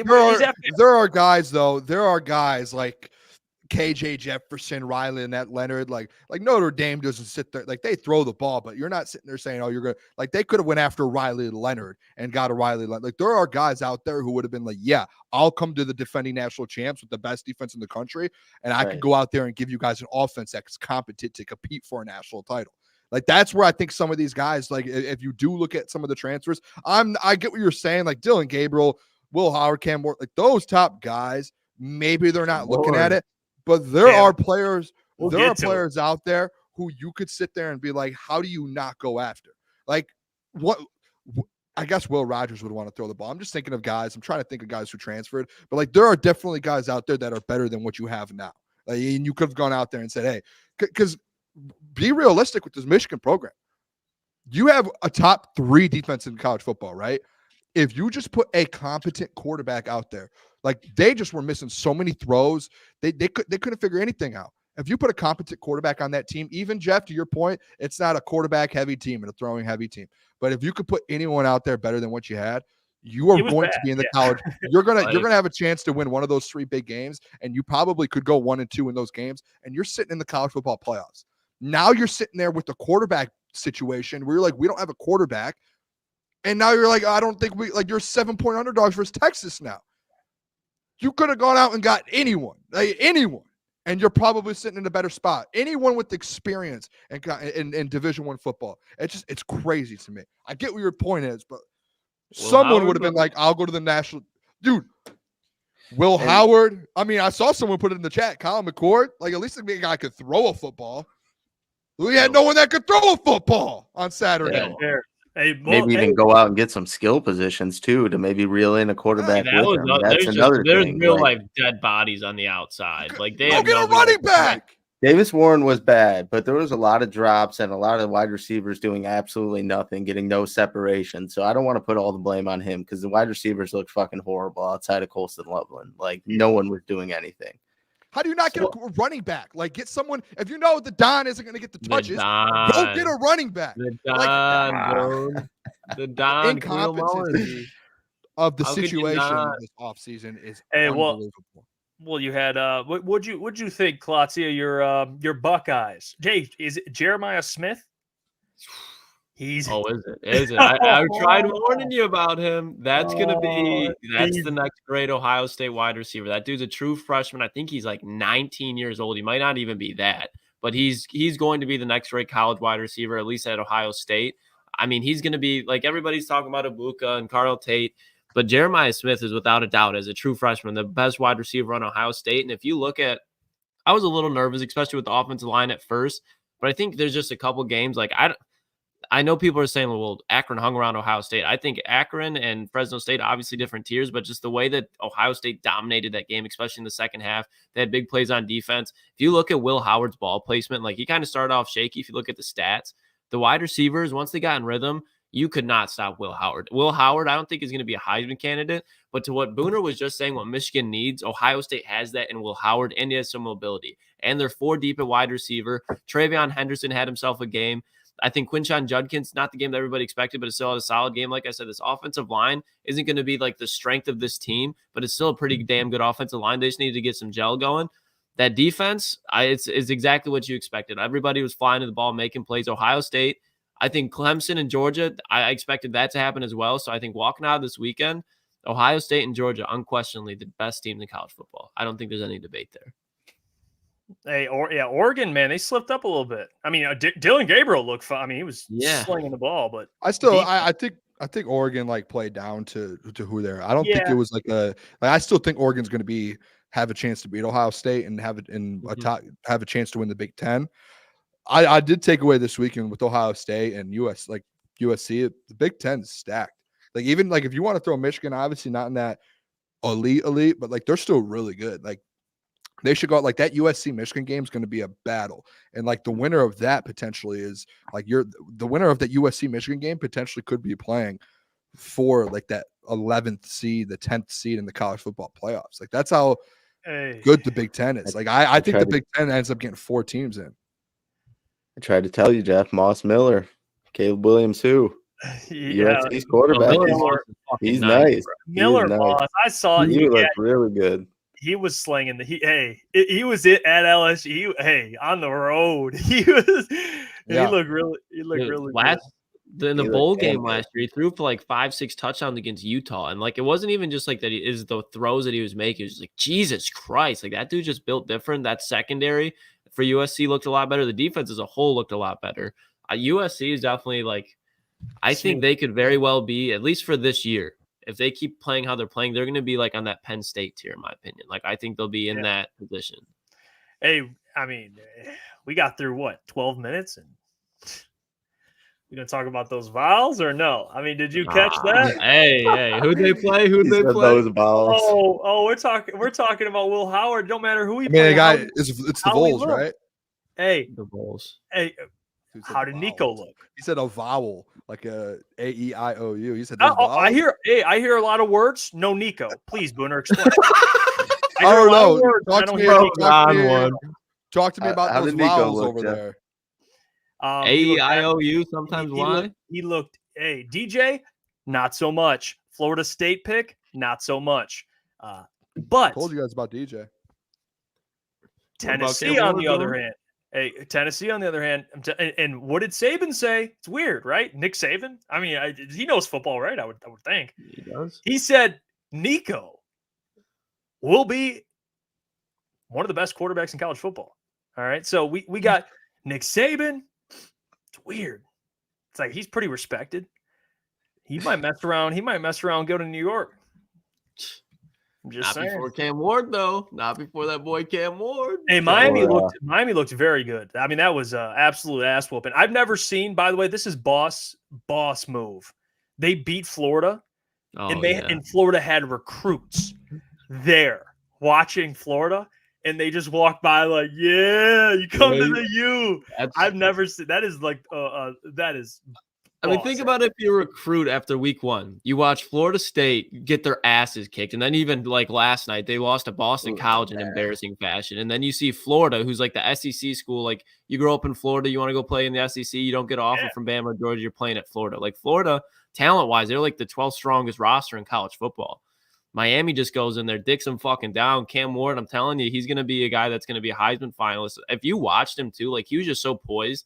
Like if you watch him just scramble, the dude was literally like jogging, like walking to the sideline. His safeties are sprinting at him. Like he just was not phased. His ball placement was great. He threw a pick, but offensively and defensively, there's not many weaknesses with this Miami team, especially up front. Like the biggest thing outside of Mario Cristobal was that offensive line. They have multiple 5-star guys there that have played, and now they're starting to gel. You bring Damian Martinez. That's going to be a hard run game to stop, a physical run game to stop. And then you have Cam Ward dominating back there. I think Cam Ward and Shadur Sanders are pretty much fucking clones of themselves. Like they do the exact same things, exact same type of play style, but Cam Ward just runs a little bit more. So that's a guy that Miami's winning the ACC, and they might drop one game, if that. Oh, you done with your Miami? You're done with your Miami parade? Yeah. Hey, it was deserved. We went at it, Boone. You told me in the swamp. They ain't even winning the game. Miami, they're a 3-loss team. They're no way. Cam Ward, he ain't the best. Cade Klubnik's better than Cam Ward. You said. Ooh. All right, I didn't have. Never, I don't think I said that. You did. You did. No. I never said straight up Cade Klubnik's better. I just said I thought Clemson was going to win the ACC. Cam Ward played in the Pac-12. Won 3 games. Picked. Do you want me to make a statement, or do you want me to make a statement? Make your statement. Lukas Klotz is right. Cam Ward is an absolute dog. Miami is going to win the ACC. Miami, I think, honestly, I don't think they lose a game. I think they go undefeated. I don't think there's a loss on their schedule. I looked at their schedule after they won, and I was like, all right, I know I picked them to win second and go second in the ACC. I was sitting there, I'm like, yeah, I'm trying to figure out a new narrative to make and a way to spin this and do a spin zone or anything. I couldn't figure anything out. I'm just like, no, they're just going to win out. Like, I don't see a loss on their schedule. I don't. I mean, maybe, and Jesse Adams put in the chat, like, they might drop one. Like, maybe they just have a bad weekend. And then maybe, but like, I came into the year thinking like Mario Cristobal is going to mess up. Like, there's going to be a couple games where he ends up costing them a few games. I just don't see the fact how good that team was that I watched on Saturday to where it's like you have Cam Ward. Like, Mario Cristobal can make the worst decisions in football history, and Cam Ward's going to find a way to make sure it doesn't happen, and he ends up fixing it on his own. Like, Cam Ward single-handedly will help them go undefeated in the ACC. I just don't see a loss in the ACC to them. They're the best team in the ACC by far. I thought Dabo was going to have Clemson ready to roll, and they just don't look. Did you see Roddy White's tweet? No, I didn't. What he said? Roddy White, obviously, if you don't know Roddy White, he was a receiver for the Falcons. But he's like, there's too many white dudes out there for Clemson. He's like, there was literally a play where there was 10 white guys out there, and they brought up the conversation though. Was like Clemson, and I heard Joel Klatt talk about it too, so shout out him. But it was one of those things where they were just covered up by bad quarterback play and their lack of recruiting. And I just think Clemson's one of the kind of same thing with Michigan, where it's like you're such a premier program, but it's like you don't have guys that can separate on the outside anymore. You don't have a real legit quarterback. Offensive line is okay. I think Michigan's offensive line is much better. But you just get what I'm saying. Like, there's teams where it's just like you expect them to be good, and the standard is just not being lived up to. And I think Clemson's one of those situations. I don't even really think you can blame it all on Dabo. It's just they missed on Cade Klubnik and sure. DJU. DJ, that was I'll say this. That's one thing I could say is you guys were telling me Florida State over Clemson. Hey, I was just saying DJU coming from Oregon State, like he was able to perform well and a good all around football team last year. But like, it was the same. I said it was like going to be the same thing when he was at Clemson a couple years ago. It's going to be the same thing at Florida State. Like, he's ass. I mean, he's terrible, and I knew it from the jump. But I would say this: I still think there's only one team in the ACC that makes the tournament, the 12th team. I think it's easily Miami. I don't think they have a second team that makes it. I just think Miami's going to run through the ACC. Like, it would have had to been Florida State or Clemson. Both of them are bad. It's going to be Miami. That's why I think there's four SEC schools and 4 Big Ten schools. And after what I watched this weekend, it's going to be the same thing. 8 of the schools will be out from 2 conferences. Hey, you know what, Klotzy? I'm making my commitment. A little late for this. I revoked my FSU commitment. I am now committed to the U. I think the whole show. This is just a U show at this point. The Florida State. I've never seen a team go from projected to win the ACC to unranked in 2 games. I mean, it literally just dropped. It's over. You're gone. You're done. It was the fastest. Maybe it's because maybe this ties back into the Ford Field theory. Maybe I attach myself to them, and I don't know. But I'm going with the U. Don't sleep on Xavier Restrepo either, guys. Telling you. Dude gets old. I mean, that's it. Hey, gentlemen, I know they were playing a bum team, but we talked about him a little bit on Friday. Jackson Dart. like Yeah, five TDs in the first half or whatever he had. He had like 400 yards. And if you remember, I gave out 3 picks at the end of the show. It was Alabama, the spread, and I said that they wouldn't score a point. Western Kentucky. Lucas was bringing up Malachi Corley and all these other guys that came through them. And then Ole Miss playing Furman. I said they wouldn't score a point. They both did not score a point. And then the Ohio State over that hit at the last second. But unreal. Yeah, Jackson Dart, though, dude. I just had to watch the start of the game. I knew it would kind of end up like that. But, dude, he had some beautiful throws, man. He looks damn good. I mean, they are playing some bums, but I get it. I think that'll correlate to when they play good teams too. He looks good.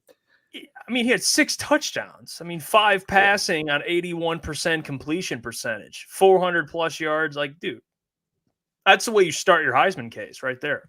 Jalen Milroe had a crazy stat line too. I think he only had he had under 10 pass attempts, and I'm pretty sure 3 or 4 touchdowns in those. He's like 70%. They barely even used him. He put up 4 or 5 touchdowns. Yeah, he had the best. He had the best QBR in college football. I mean, he was 7 for 9 for 200 yards and 3 TDs. Passed. Yeah, Ryan Williams, that dude's good. Mm-hmm. He was the 17-year-old, bro. Yeah. And I tried calling my shot a little bit because to be fair, I knew about Ryan Williams, but I also have been playing as Alabama in College Football 25, and now I know more of Ryan Williams. He's fucking insane. Yeah, he's insane. So yeah, I mean, hey, that's how it's been going in college football here. I see that guy up north. We'll start us off with Mailbag. Got a couple minutes here left. Mailbag, is it too early for my 2025 mock draft wide receiver? How do you even say that, Lucas? Tetaroa. What? Tetaroa. McMillan. Yeah. T-Mac. The aura. Hey, before Klotz goes, because he's going to cook on this, I'm just going to say that would be a dream in Detroit. It will never happen because he's going to be a top 15 pick, and you won't be picking top 15. And I don't think Brad is going to trade up for a wide receiver again because he did with JMO, but that would be unbelievable if he somehow fell to the Lions. That name, dude, I mean, I was dedicated to this game. Like, I watched this game start to finish. By the way, New Mexico's quarterback is fucking nuts. I don't remember his name. I know if you look at it, he had a couple turnovers, but he's just trying to do too much. That dude could fucking ball out.